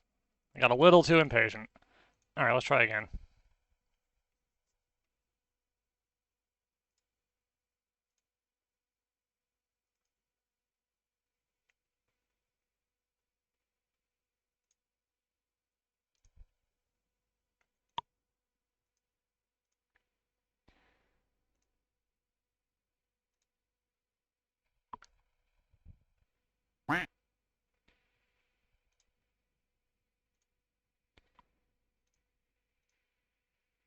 I'm going to need to make this window a little bit smaller as my computer is not enjoying itself.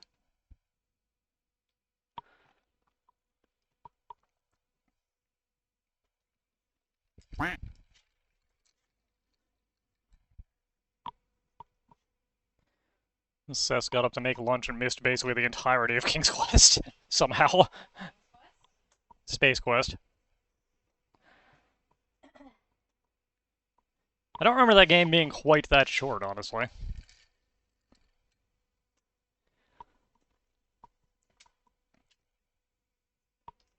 Yeah, this time I need to not get impatient with it and just let it do its thing. It'll get there eventually.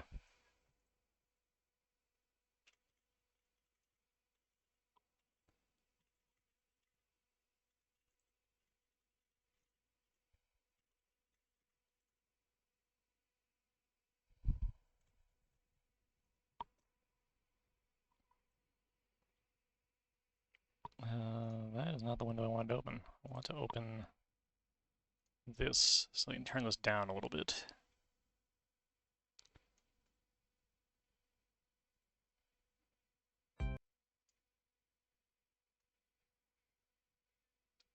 No, not system sounds wrong.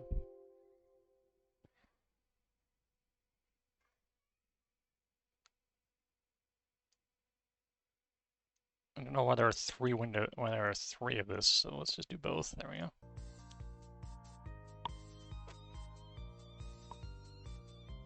Oh, apparently I can't change the size of it. Alright. Anyways, this is Rogue Fable 3. It is a little roguelike game that is running extremely poorly. Can I just make the window smaller? I can.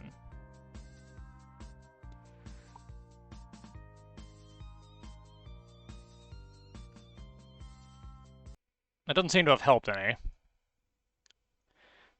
So this might not be doable.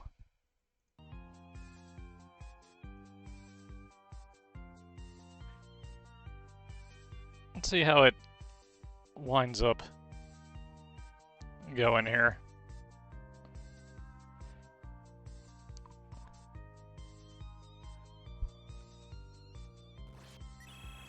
Oh, thanks for the resub. Franco 1 piece SPP pay. Amazing.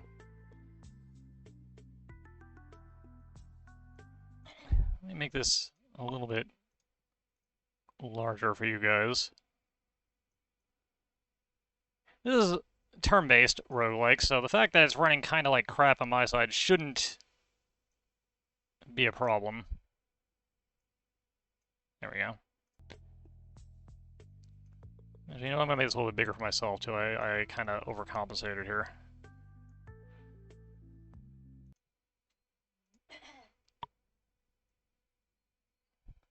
Break the bounds of the monitor still, but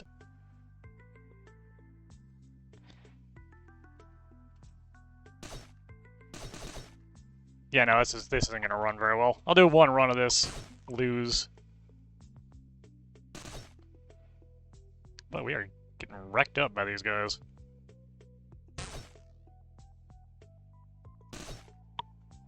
It's the Magister all over again.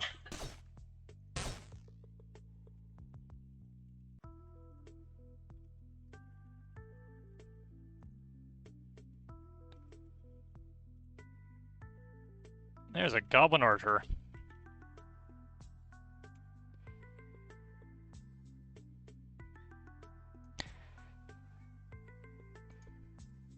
Yeah, I'm still in just chatting, but given how badly this is running, it's probably not gonna stick around. I'll fix it, though.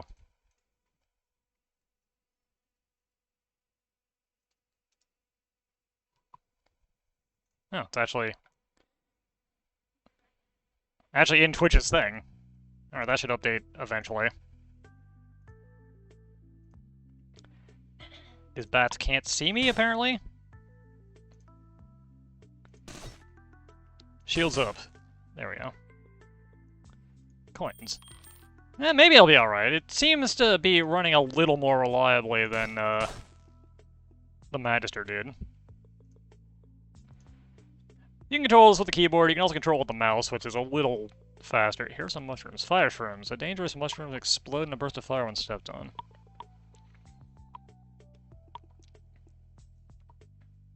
Hold Z to move onto dangerous terrain. Yeah, we're gonna get slow-mo a little every now and then, apparently, but, I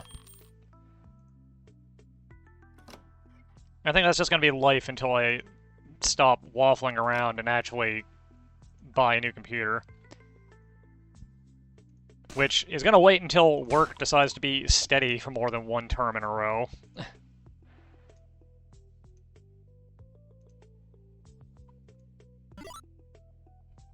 Or until this thing actually straight up dies. If that happens, then, Shikata I guess.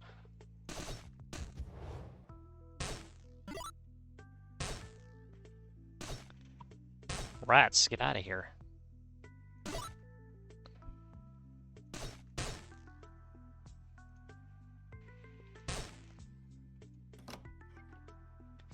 Spell of Domination, or Scroll of Domination, permanently charms a creature, turning it to your side. This is a gentler sort of roguelike, kind of a beginner's one, let's say. In that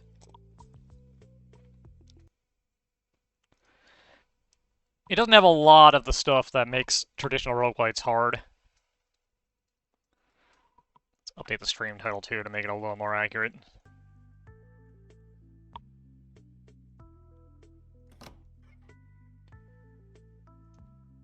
God, that was terrible, that noise that thing would make. Wand of Draining. Drains the health of enemies around you, healing you in the process. Well, that sounds pretty good, actually.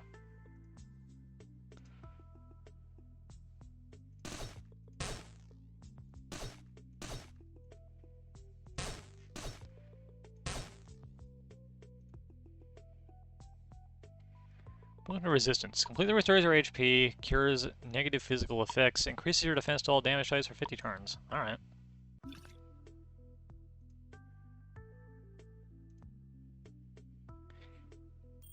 There is a food meter in this, up here, but, that's just roguelikes. Health Fountain. Completely restores your hit points.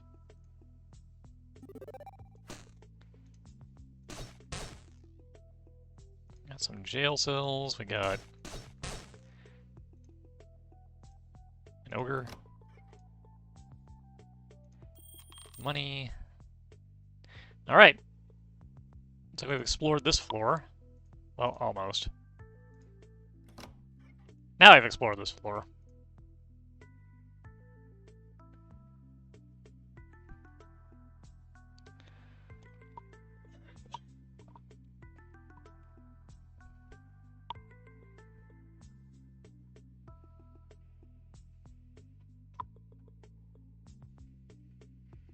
The Wizard Yindor. Another damned adventurer come to steal my goblet. I didn't become immortal just to fend off you cursed thieves for all eternity. No matter. My minions will deal with you like the last dozen would-be heroes we've had this month. What is this? It's a statue, okay. Alright.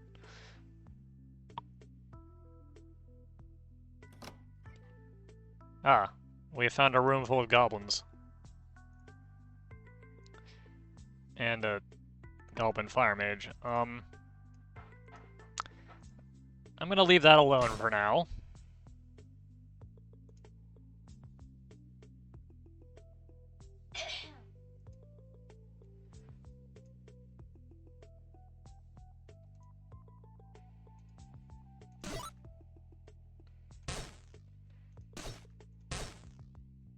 Get rid of that rat's nest.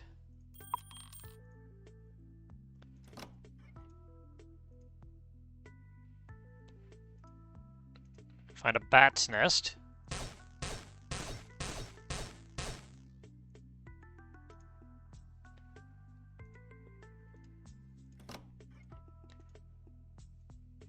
A goblin archer. Another rat. Rat was kicking my butt. Stop it. There we go.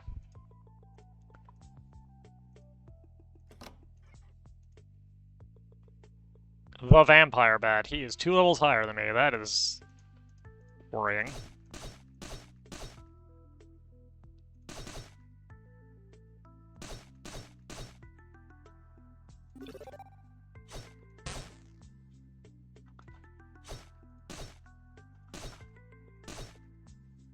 Can I kill this guy?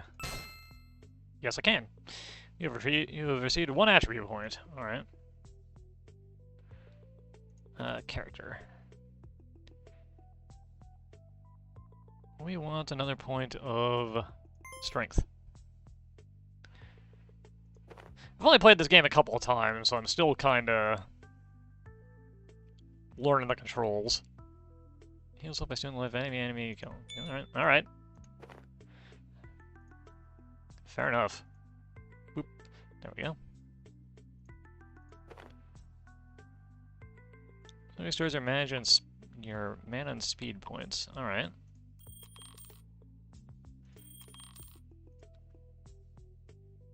Goblin Brute. Yeah, we get a little healing when we kill things now. That's good. Not a particularly significant amount, but better than nothing. Oh my god. Okay. Shields up is real good. Hey, some gloves. Give me those. There we go. Slightly better. A longbow.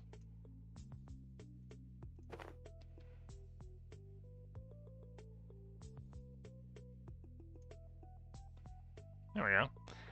I don't think we're very good at using a longbow, but we got one now.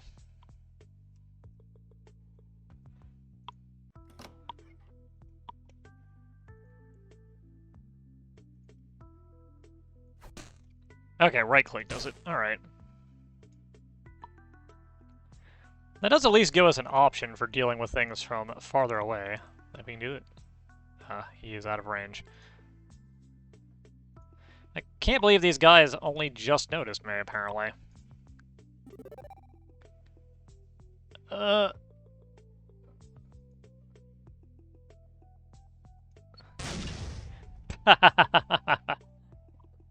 Good going.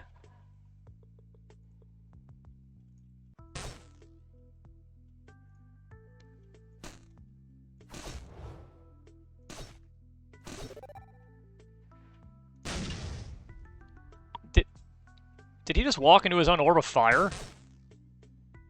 Oh, it never saves me the trouble, I guess.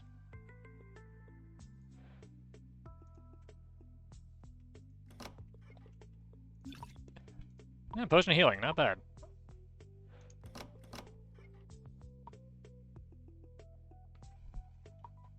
Unstable footing causes you to take critical damage from all physical attacks. Alright, okay.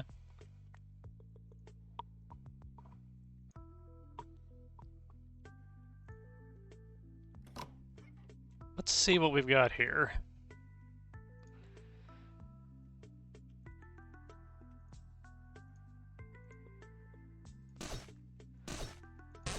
I'd love to get a better weapon.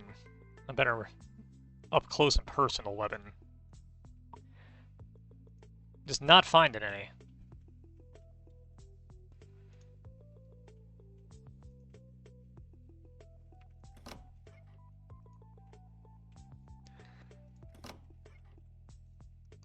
More food.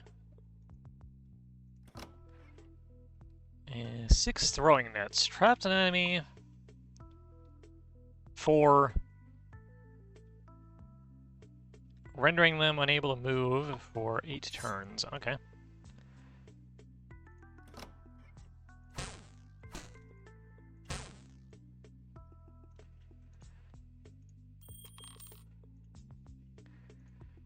Alright. I don't like this layout.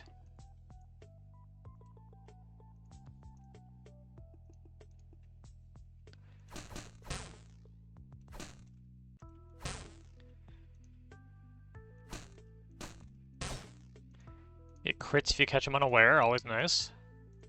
Okay. What we got down here? We got another room full of goblins with a mage. Uh...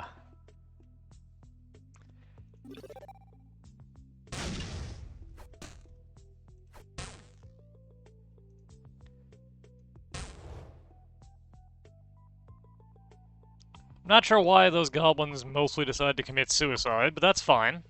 That's alright. We take that kind of win. Hold up, computer's acting a little goofy.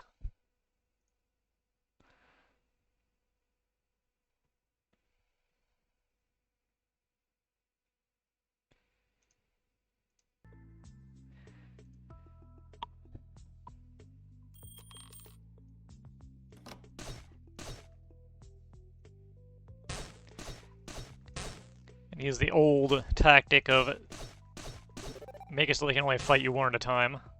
Oh, that guy can go berserk. That's mildly terrifying.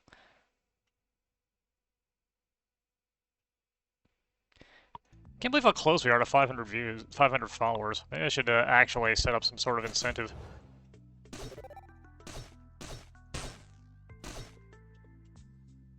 Shields up. Level up. 1 talent point. Alright.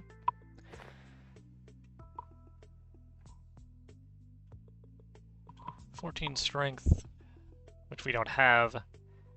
Weapon mastery, melee damage +2, or fortitude, more hit points. Let's up our damage.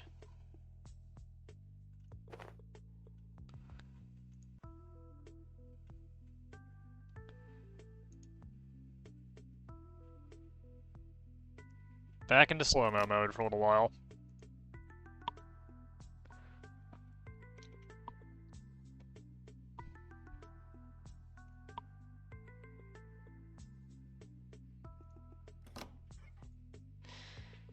How are you guys doing? It must be pretty late back in the States, right?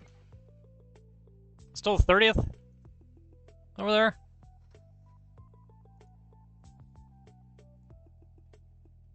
There we go. There's the stairs down. You've not explored this whole floor yet. We should probably keep looking around. More money. I have no idea if money actually does anything for me in this game or not. I've not seen a single shop. Utah, huh? Alright. Almost midnight. Scroll teleportation. We can teleport you to a random location. Okay. Good old roguelike style teleportation there. Just dumps you somewhere random, hope for the best. Alright, down to the 4th part of the upper dungeon. I don't know how many floors this game has in it. I've only played it a couple of times before, and I lost both of those. Potion of energy, okay. We don't use a lot of mana, but having the potion is probably better than not having one. It's an energy fountain.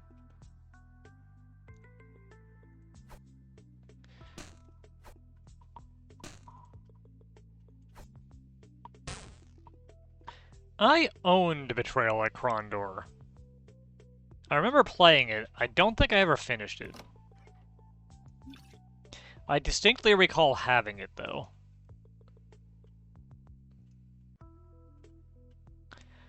I think that was at a time when I was too stupid for games like that and had no idea what was going on. Why did everything wake up?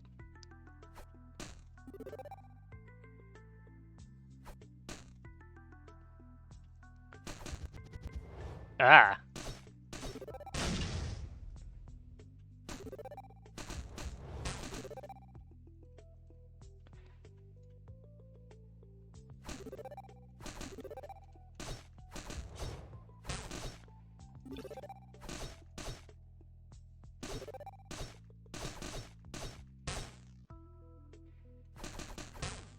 Alright, this got real dangerous all of a sudden.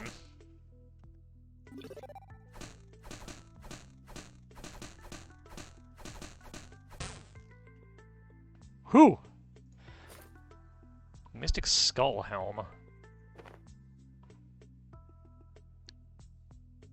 Grants an initial 2 HP for each potion in your inventory. Alright. Too bad I just had to use several potions to survive that encounter, but,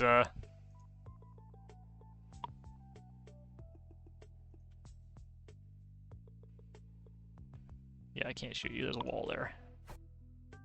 Wait. I can shoot you. That must not be an actual wall. That must be a half wall.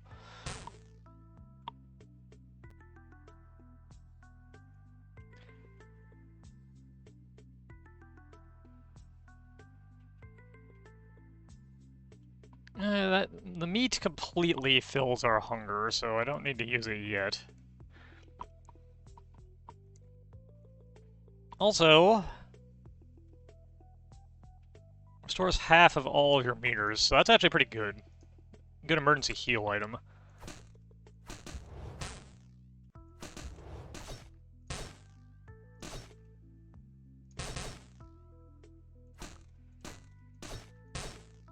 Okay. I wonder if that shaman was like the boss of the floor. Nope, still out of range. That longbow is a surprisingly good find, honestly.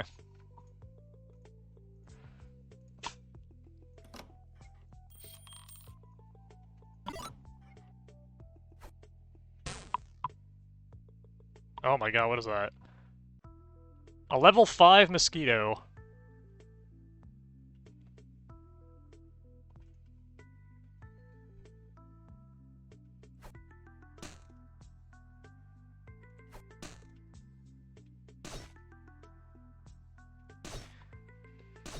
Oh god, they're fast and they drain health.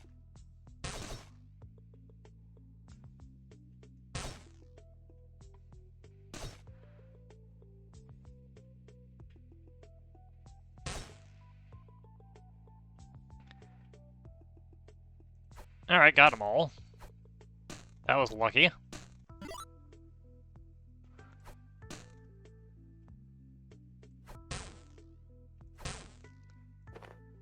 Scroll of Blink.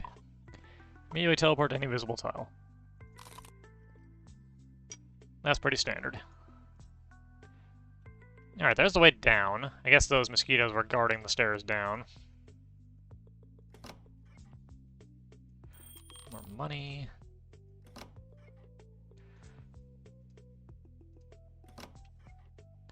Alright, looks like that's that floor. I'm a little surprised we the swamp. A little surprised we came through that mostly unscathed. I'm not sure why there's a swamp under the dungeon. That seems like a weird setup, but a water tree. That seems like a weird setup, but a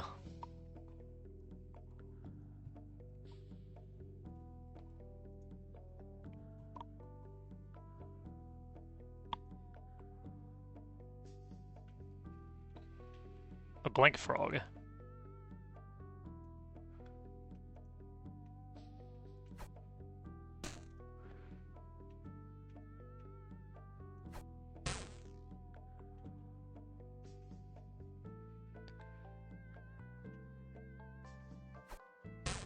Ah, okay. Standing on vines is also crits.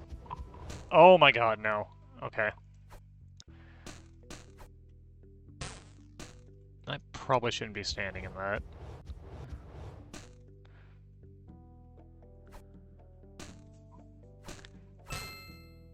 One attribute point. Alright.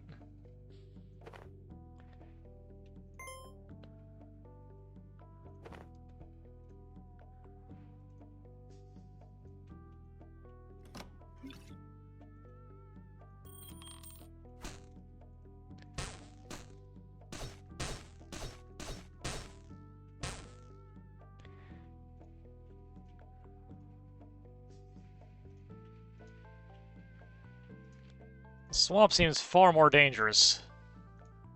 Which I guess makes sense. That's how progression works, right?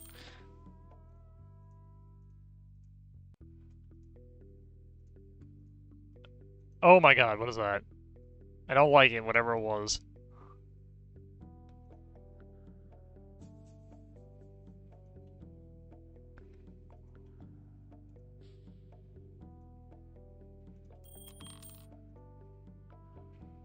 There's a healing fountain, that's nice.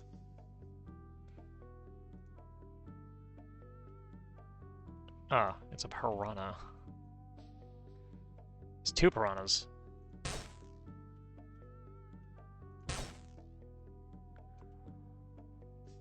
They are fairly docile. Healing potion, good.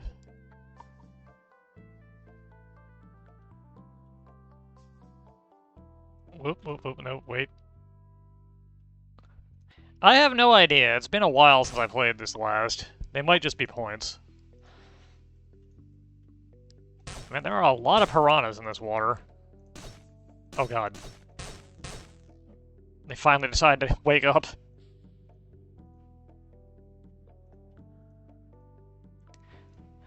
Got another roguelike I might switch to afterwards, depending. Where they are definitely just points.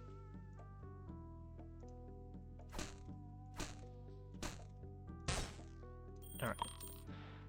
Kill the snake. Okay, that's one floor down. Let's zip on over here and go down to Swamps 2.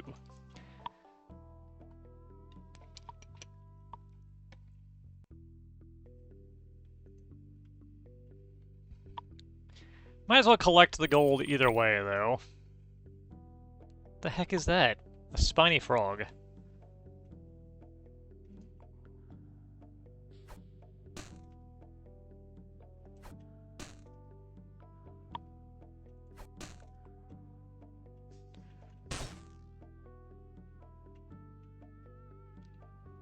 Ah, we take some damage for hitting it. Okay.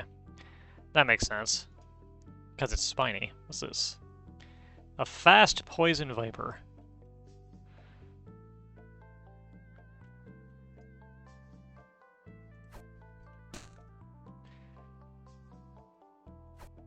My god, it has a lot of hit points.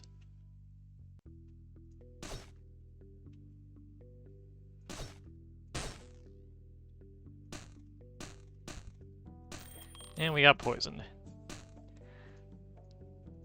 Unsurprising, I suppose. I don't want to step on the exploding mushrooms.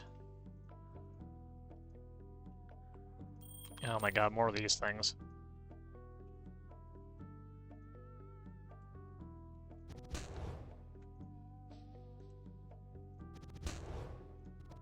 Oh my god, stop. Whoops, I accidentally clicked on myself. And we died. Your level 4 warrior suffocated to death in toxic gas in the swamp.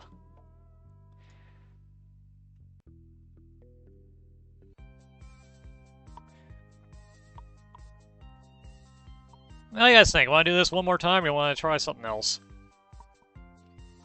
Can't believe I died so stupidly.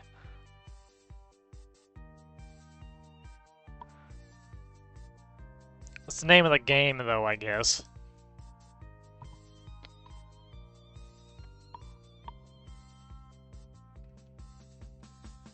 Let's do one more of this. Let's try a different character. What we got? We got warrior.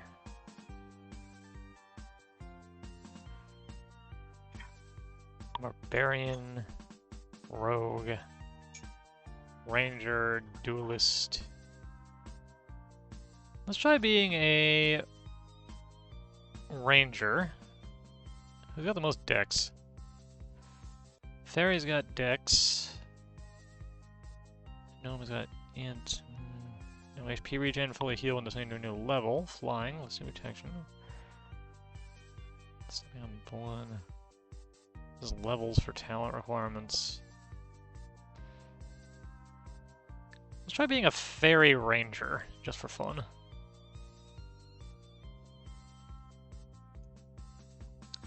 That seems like a good combo. Power shot. Delivers a powerful shot with your ranged weapon, damage and knockback.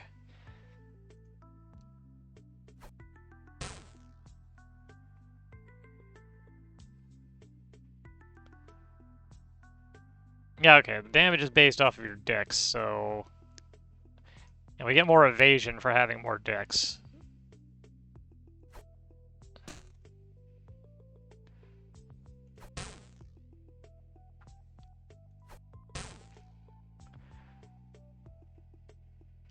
So it should be a very powerful combo.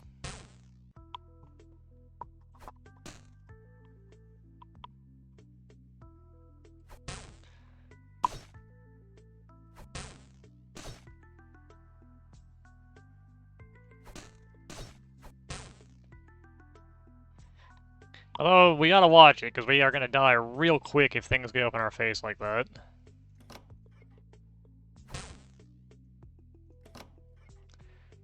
Enchant a piece of equipment. Don't mind if I do.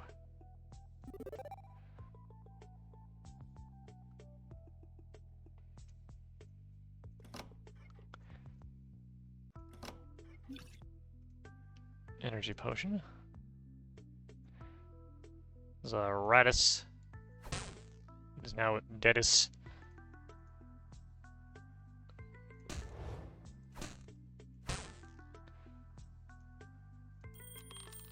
A dead goblin.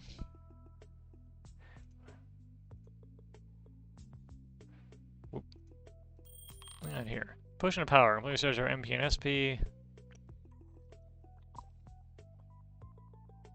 Alright, mana potion plus. Gotcha. There's a goblin. Archer. Not in range yet. Now he is.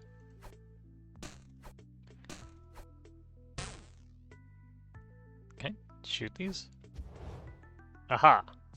Alright, I can blow those up. That's good to know. If they're completely blocking the way, I can just shoot them. Energy fountain. That is interesting. I did not know that and would not have suspected it to be the case. What's with the jail cell full of rats? What is this?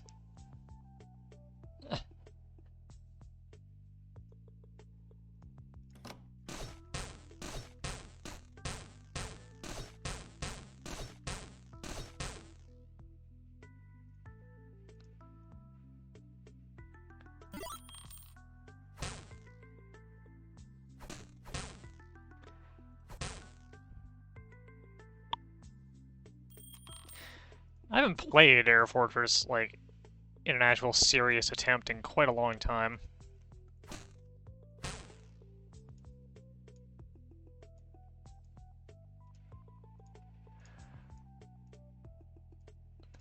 I still wish I could actually watch Game Center CX, but the job makes it kind of, impossible.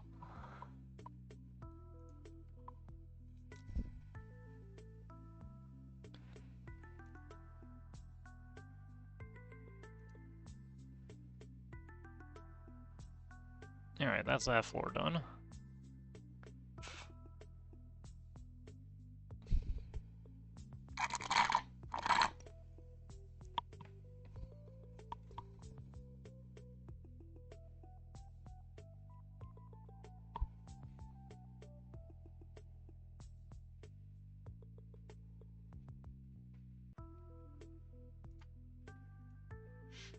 Alright. You gonna let me move on here, game? Loading? You stuck?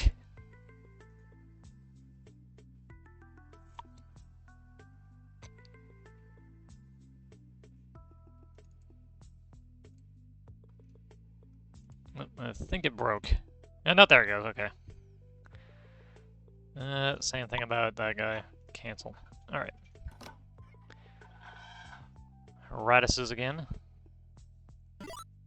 Oh god, I misclicked again.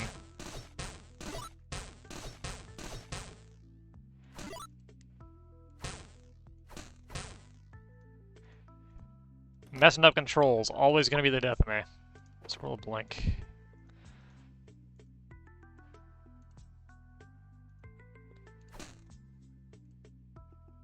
It is a TV show, yes. It's on at an absurd time here in Japan.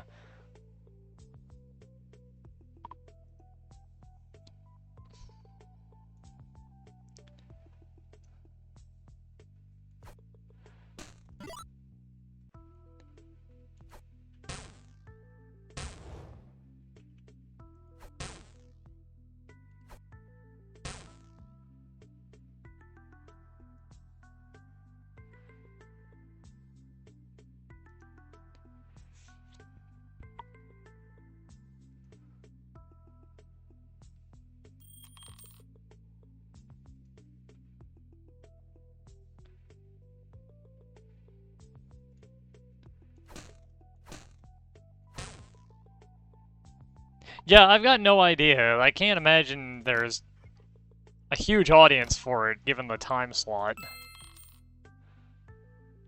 Ah, the gold gives you experience, apparently. So there's your answer.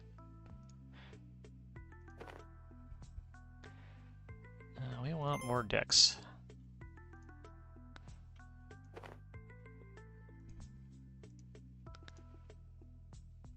Goblin Storm Mage.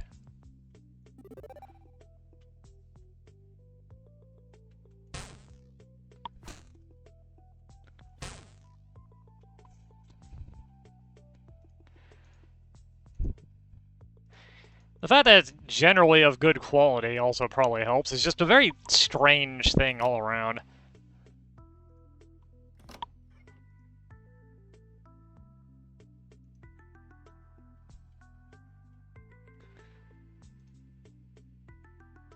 Why?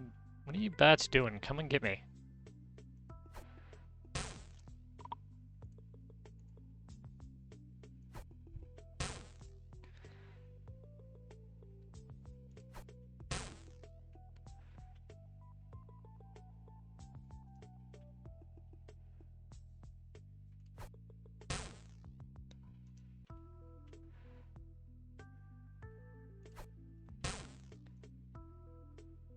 Sure are a lot of bats in this cave.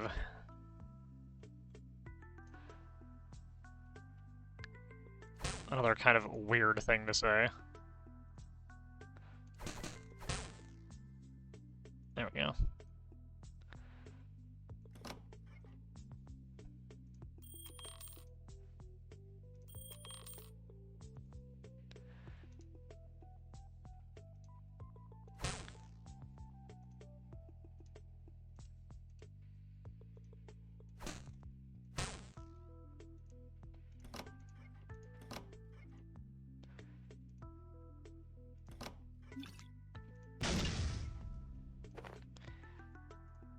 I thought that seemed a little suspicious.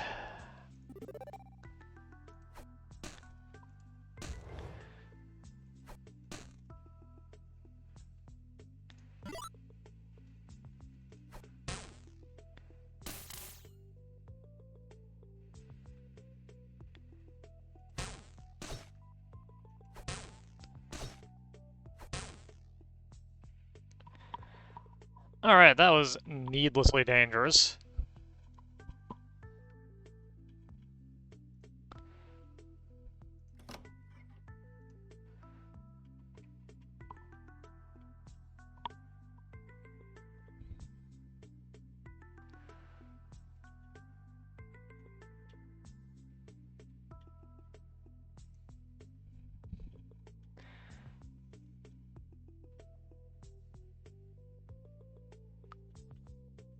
Another floor down, though.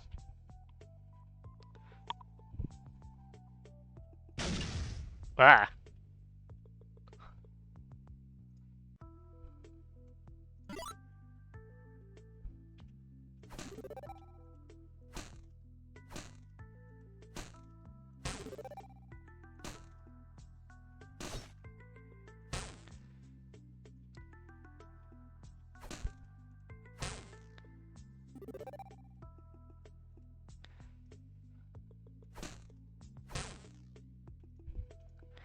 I love those slow fireballs. Just get out of the way.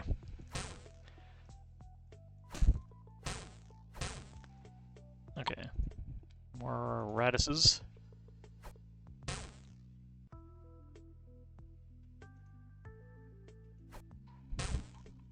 There we go. Very dead.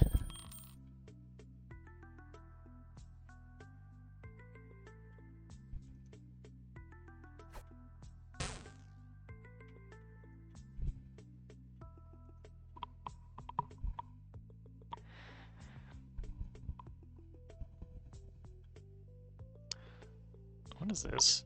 A centipede.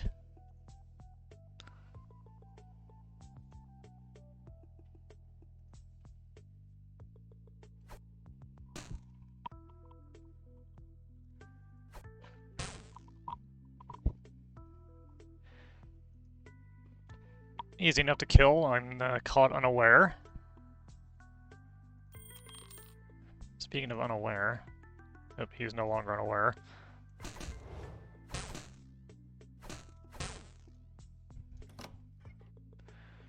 Chakrams. Hit multiple enemy in a line. Alright.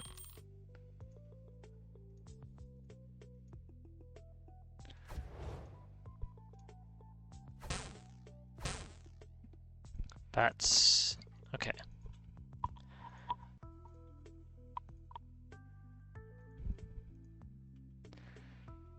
That was... no, it's not the whole floor. +1 long blow. Floor glyph. Or a glyph door. What is a glyph door? Ah! It keeps happening.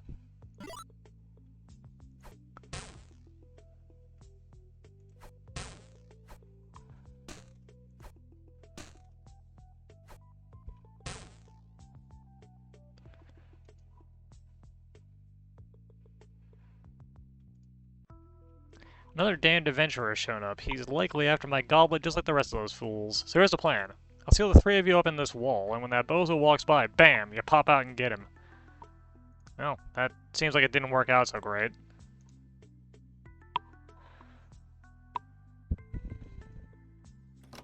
Alright, what is this? Door is covered in warning glyphs. Really open it? Yeah, alright. It's just bats.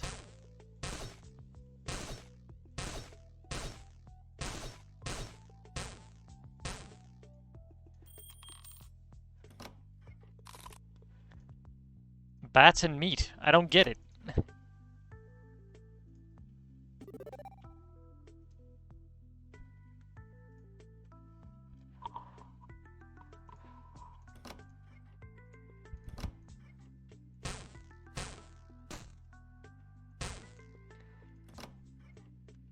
Another glyph door. I feel like that one we should come back to. Just in case. Level up. Talent point and enchant an item. Almost wish I had another item other than my weapon. Oh yeah, that would have been a good use for the chakrams. Oh well. What we got here? We got perfect aim. Extends your range. Evasive. 10% evasion. Created through a number of projectiles. I may attack the nearest enemy moving towards or strafing. There's a lot of good ones here. I feel like evasive is probably our best bet at the moment, though. Higher dodge chance will keep us alive longer.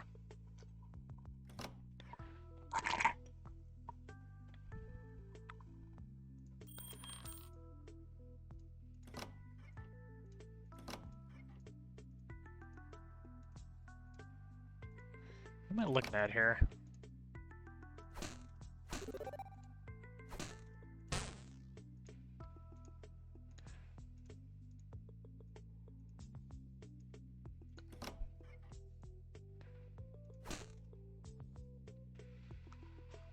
Argox the Warlord.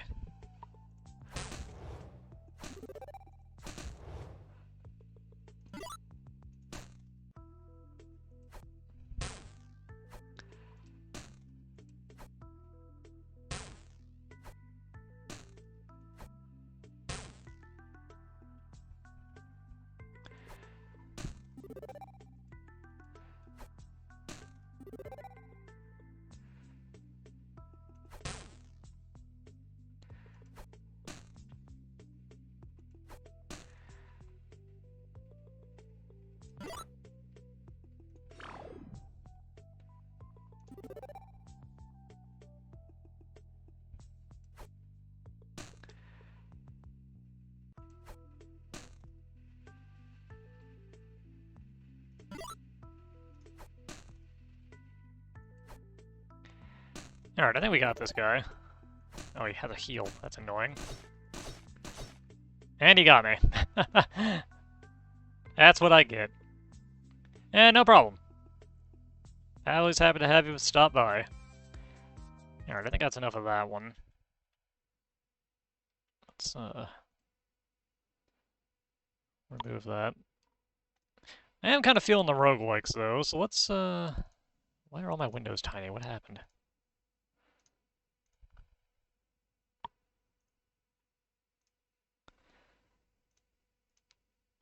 Let's do a more traditional style roguelike.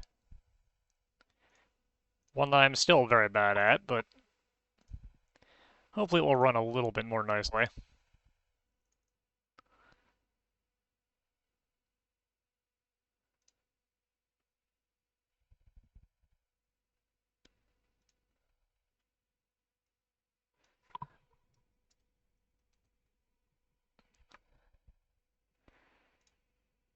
Alright.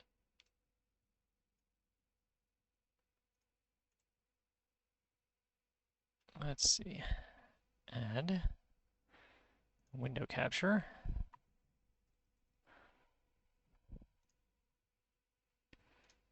Yeah, there we go.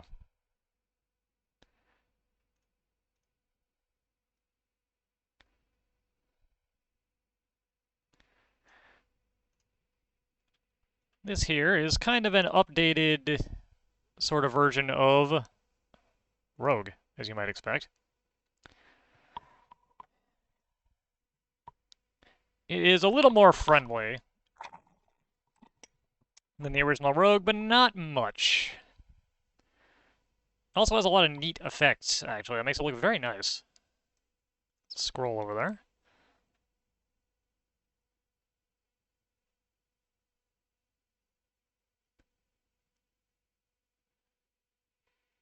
Oh, I saw that rat. You defeated the rat.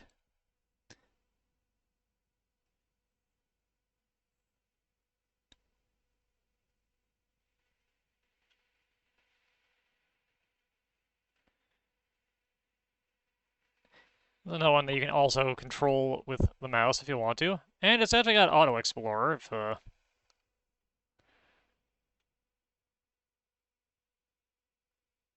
you're feeling it. Like crawl.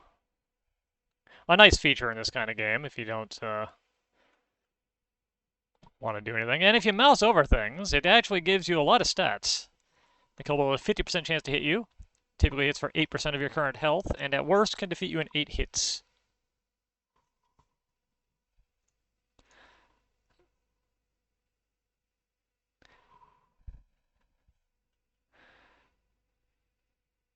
And here we have a Jackal, I believe? Yeah. It has a 40% chance to hit you for 12%, killing in 6 hits. At best, we can kill it in 2. Don't know why the Jackal doesn't seem to give a crap about me, but alright. Got a Burgundy potion.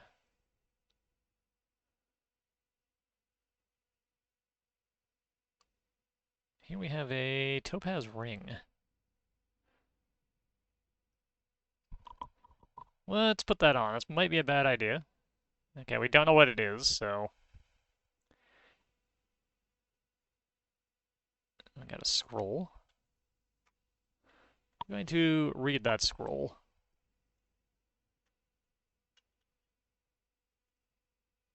It is teleportation. Alright.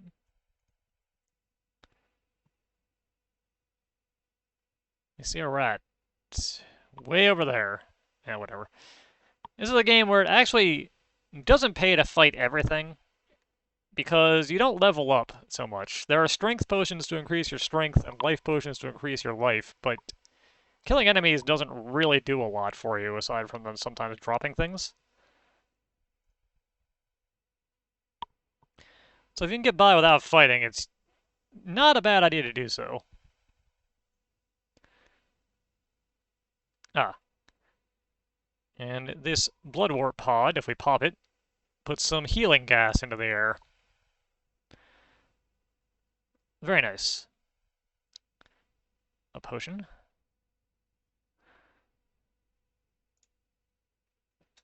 And here we have a Jackal, which we're going to have to fight. And another potion.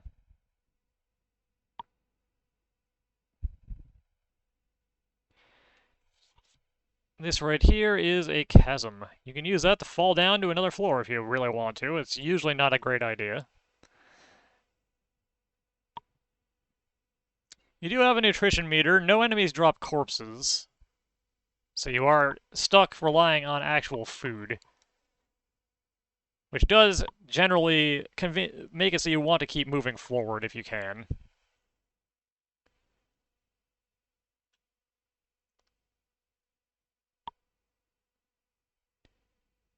There's an eel.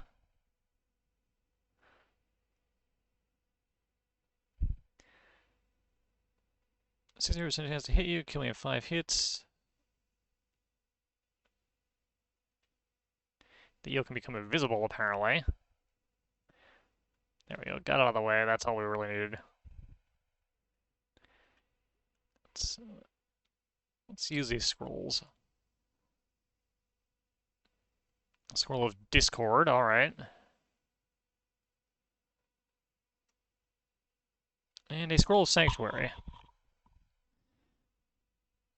Which gives us a little safe spot we can hang out in if we need it. There aren't too many truly bad scrolls and potions in this game.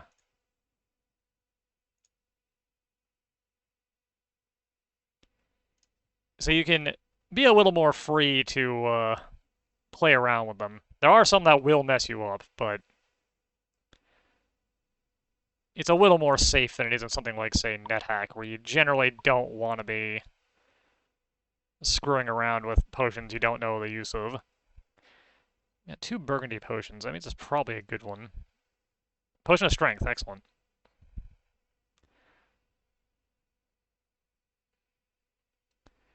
Want them strength points just in case we find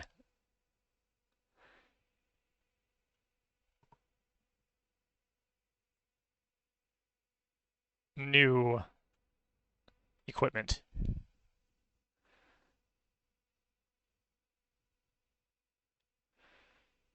Alright, nothing else really going on here. That monkey stole a potion, but I don't care that much.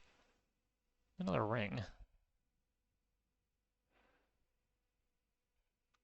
Let's put this one on. Nope, don't know what that is either.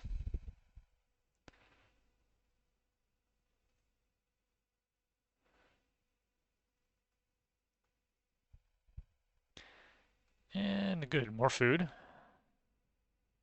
Some gold. The gold in this game is straight up just points.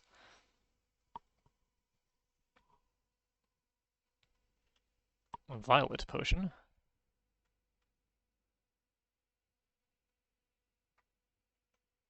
What is this? A marble statue. Okay.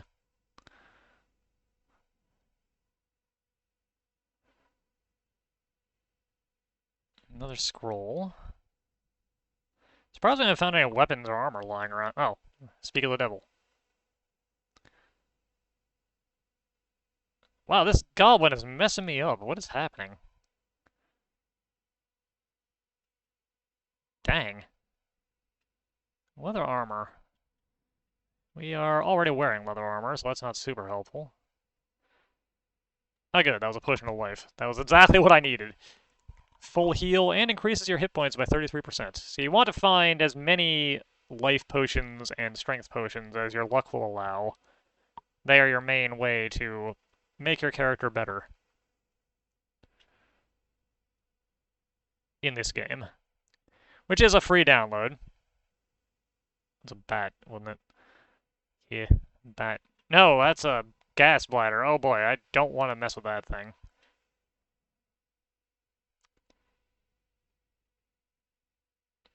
That's even worse. Alright.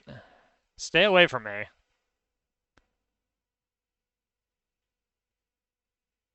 Oh no. Whoops, I fell into a hole from the freaking bloats. This is bad.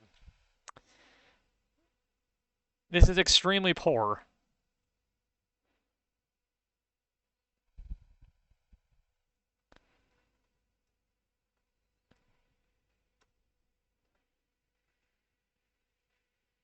And our spear is cursed.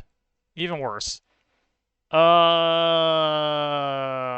gonna die here.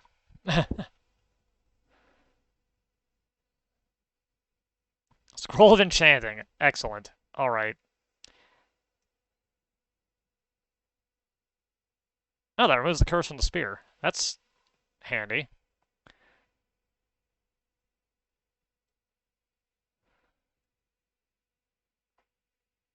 And the other scroll is a scroll of remove curse. Great. And a potion of hallucination. Oh boy. Yep, we're absolutely dead here. There's nothing we can do to save ourselves now. Yep, we died.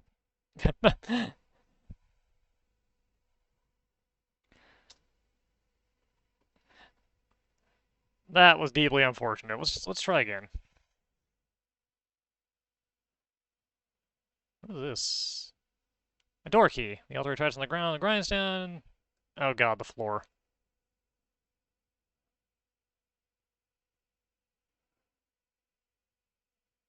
Nope, nope, don't want to jump into the pit.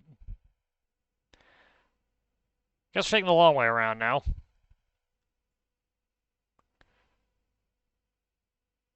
It also gave me the encoding overloaded, but this one is straight up absolutely just turn-based, so that shouldn't be affecting it at all, I hope. I should resize this slightly, I guess, though. You know.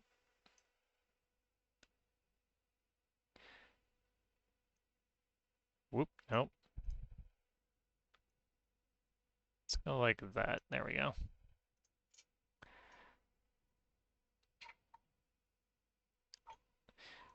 I guess I should update this too. You have this. You do have this. Well, wonders never cease. Twitch.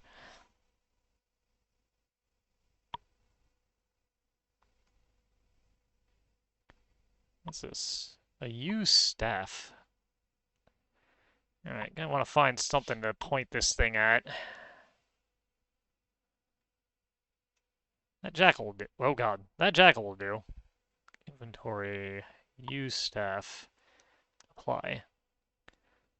Get that. A staff of poison.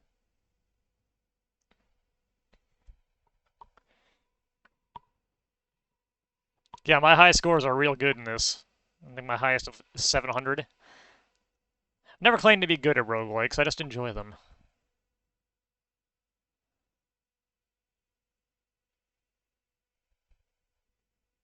Alright, found the other side of the bridge. Here's a potion. A white potion. Scroll.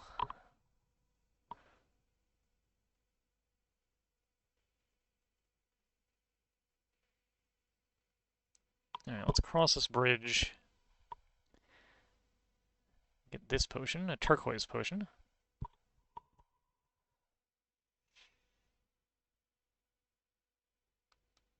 And over here we have a gray potion. Finding many potions. Ah, and that trapped door key we picked up can open up this door for us, which has a room of many things. We have a ring of regeneration. We have a staff conjuration. Summon. Okay, okay. Alright. A wand of negation.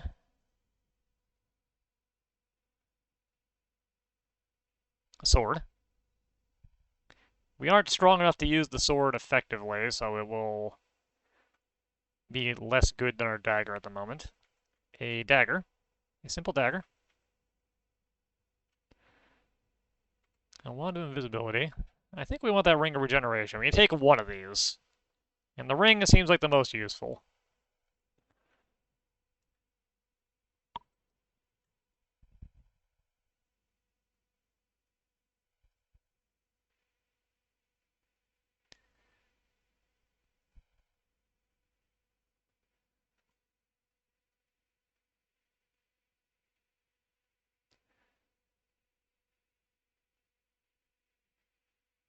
The staff theoretically would also have been pretty good, but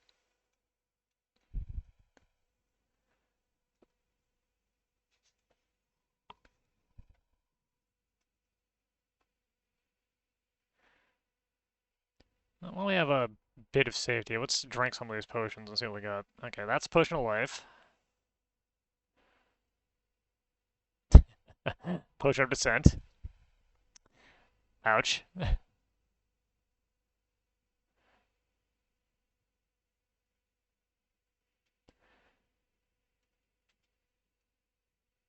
Potion of Darkness. Potion of Fire Immunity. We're immune to fire for a little while.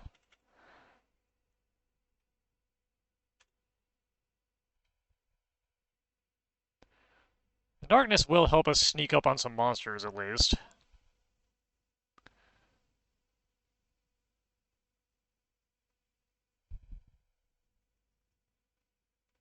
Oh god, a bloat again. Okay.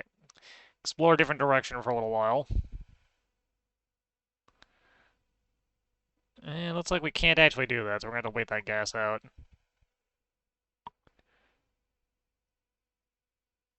The gas does dissipate naturally over time. There we go.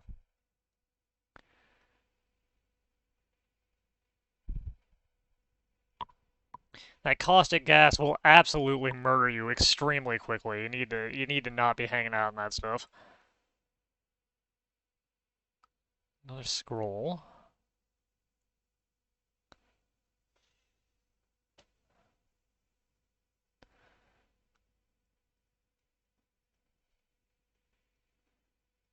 Kobold is dead. Alright.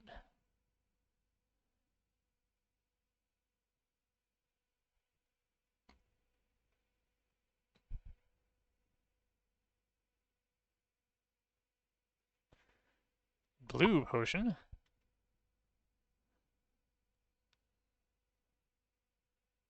I haven't found potions of strength in this game yet. Let's drink that. Potion of telepathy. That's also good to know.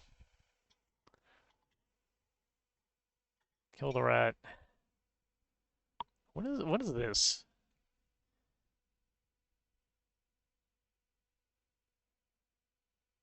Probably an eel. Well, whatever it is, it's dead now. More food. Another potion of telepathy. Alright. Tan potion.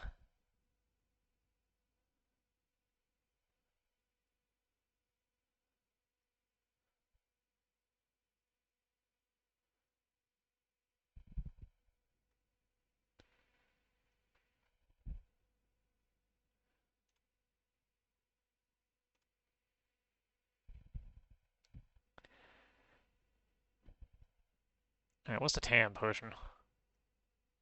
Potion of levitation. Alright.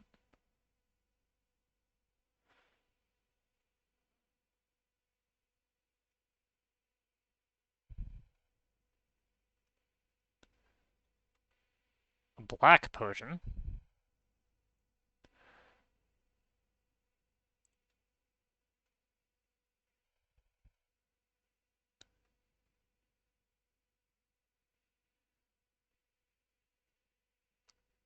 A brown potion. An indigo potion. Another potion of descent.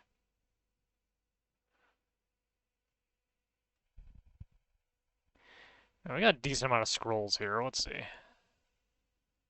Scroll of Discord. Scroll of Enchanting. I guess enchant my dagger for now. Wait. Enchant my dagger for now.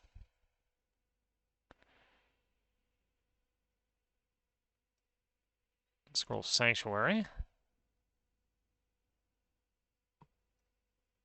Scroll of Protect Armor.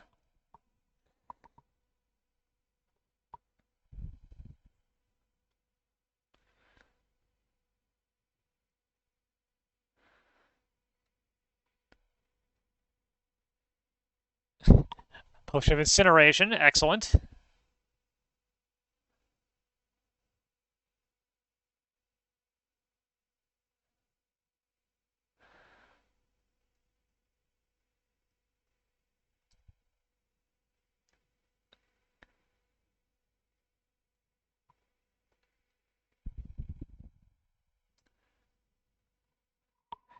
Yeah, okay.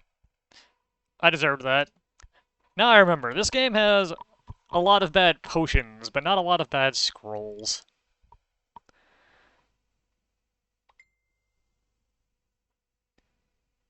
Let's do it Let's do one more, and I think I'm gonna stop it for now, just because. Short stream is fine today, I think. One more try. That is a hell of a pool of water.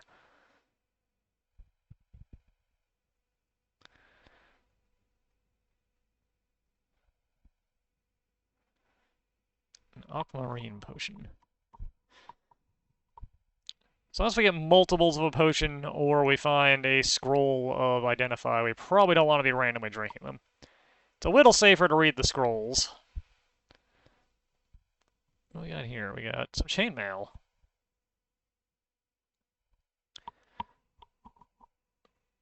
A rating of 2. Messes up our stealth, though. But that's fine.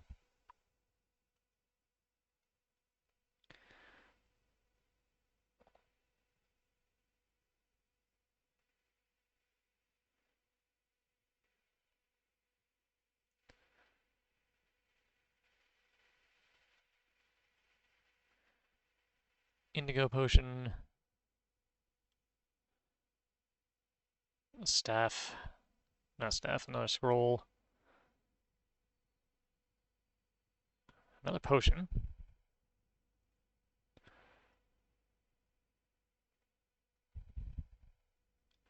Yet another potion. Alright. Short floor. There's a jackal running around over there, and I don't care. Alright. What is up with this? Shallow water, okay. Just a puddle. And here we have a net trap. Money. Another scroll. More money.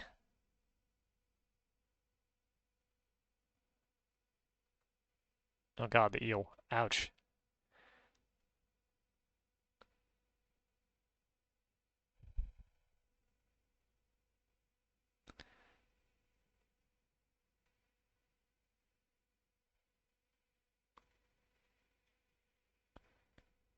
Oh, why is the floor collapsing? Oh well. Ouch. There, we got 2 scrolls of that one. Let's see what that is. A scroll of identify, perfect. Potion of invisibility.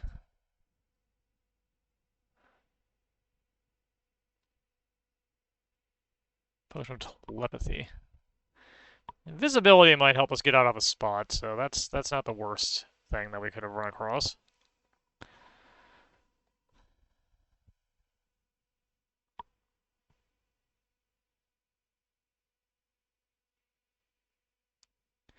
Crimson potion.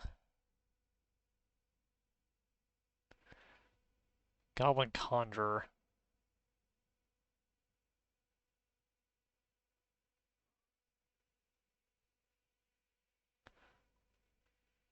Two potions of invisibility.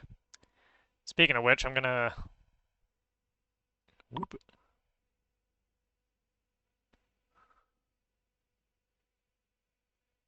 Hey, another scroll of identify. What is our scarlet potion? Levitation. Okay.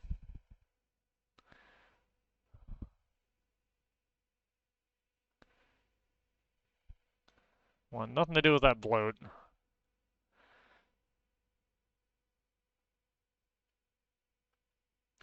I have played Baroque. I played it on the Wii. Don't remember if I finished it or not. Weird game, though. Opal ring.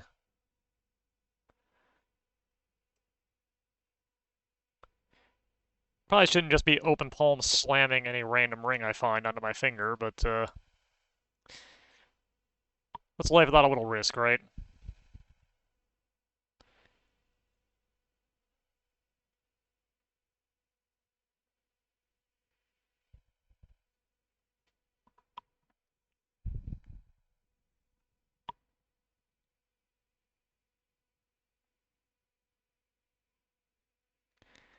Why are these goblins so much buffer than the game implies they should be most of the time?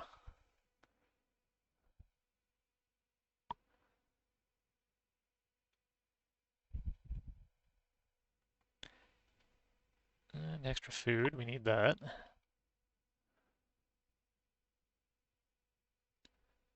Alright, let's go back up since we didn't get to explore this floor fully before I fell into a hole. 2 crimson potions. Leather armor. I'm gonna drop both of these leather armors. Don't really need them. I'm gonna do something stupid and drink this crimson potion since we have 2 of it. It's a potion of strength, excellent. Drink both of those.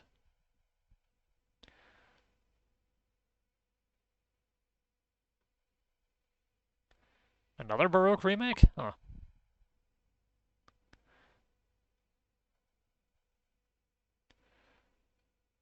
Another 2 scrolls there. Oh wow, this is a +3 chainmail, dang. Alright, what is this scroll we have 2 of? Enchanting. Alright. Enchant my dagger. And enchant my dagger again, I guess.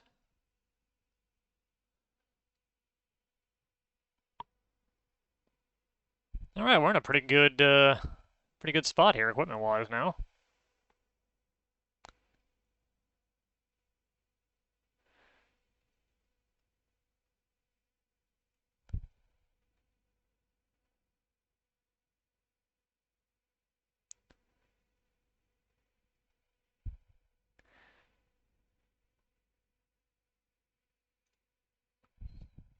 Cobalt.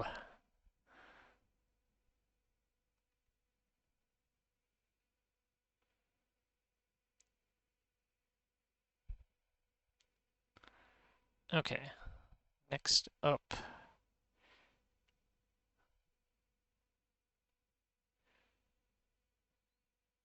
I got the healing things, don't need that at the moment. A rat. A dead rat. A toad. Ah, the toad has made us hallucinate.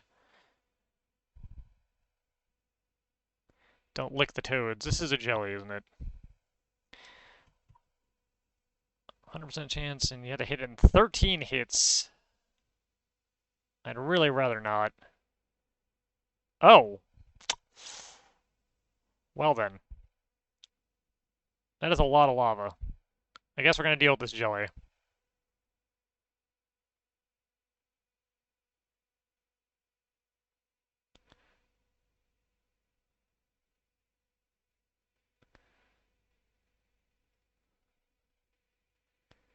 Two potions of levitation. We could use that to fly over the lava if we really wanted to, but I am terrified of it running out while we're over the lava.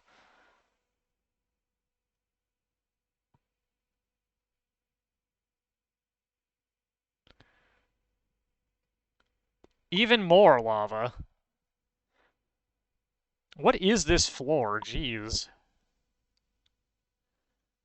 Banded mail.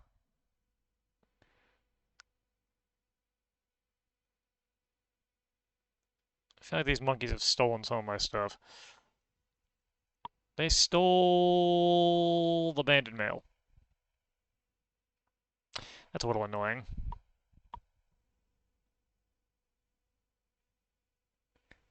And that one stole a potion. Well, whatever. They can have it. Alright, what is the deal here, Goblin? 20% chance you have a 100% chance to hit it and kill it in 3 hits. Pretty sure that was 4 hits, but, you know, it did say at best.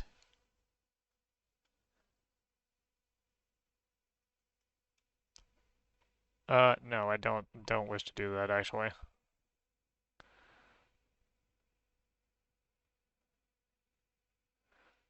Acid Mountain's gonna chase me all the way to the stairs, isn't it?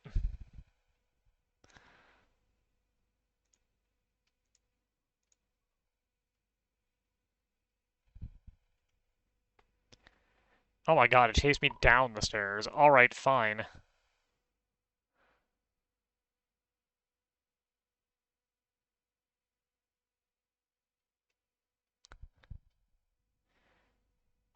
My dagger and my chainmail both got pretty messed up by that, but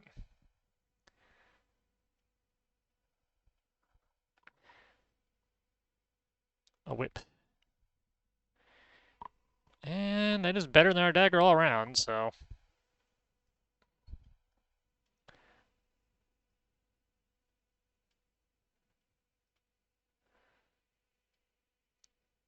Oh, the whip can attack from a distance. That's actually kind of neat. Whoop.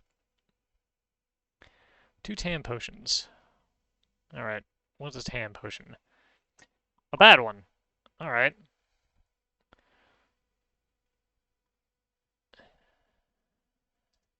Don't want that. Get rid of that.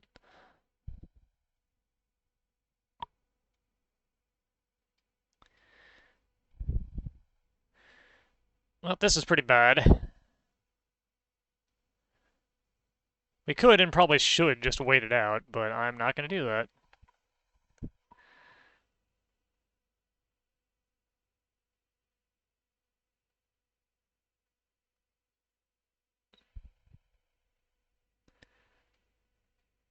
You guys ain't going to come over here, are you? Yeah, no, they're just going to wait for me.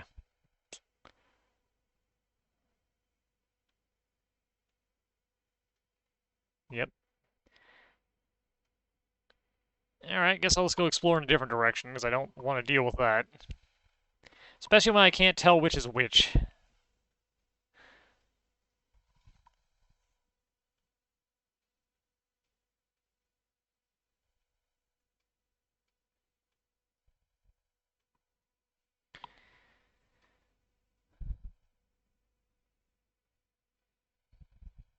Nope, I killed whatever that was.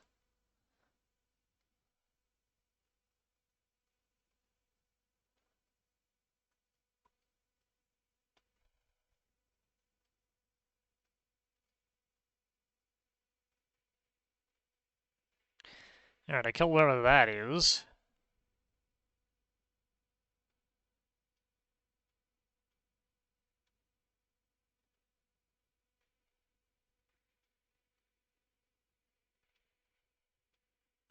Ah, I died to a goblin totem.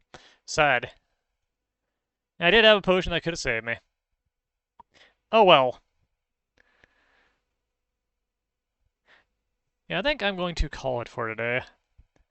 Should probably look into what I've been told about the job for this coming term a little more.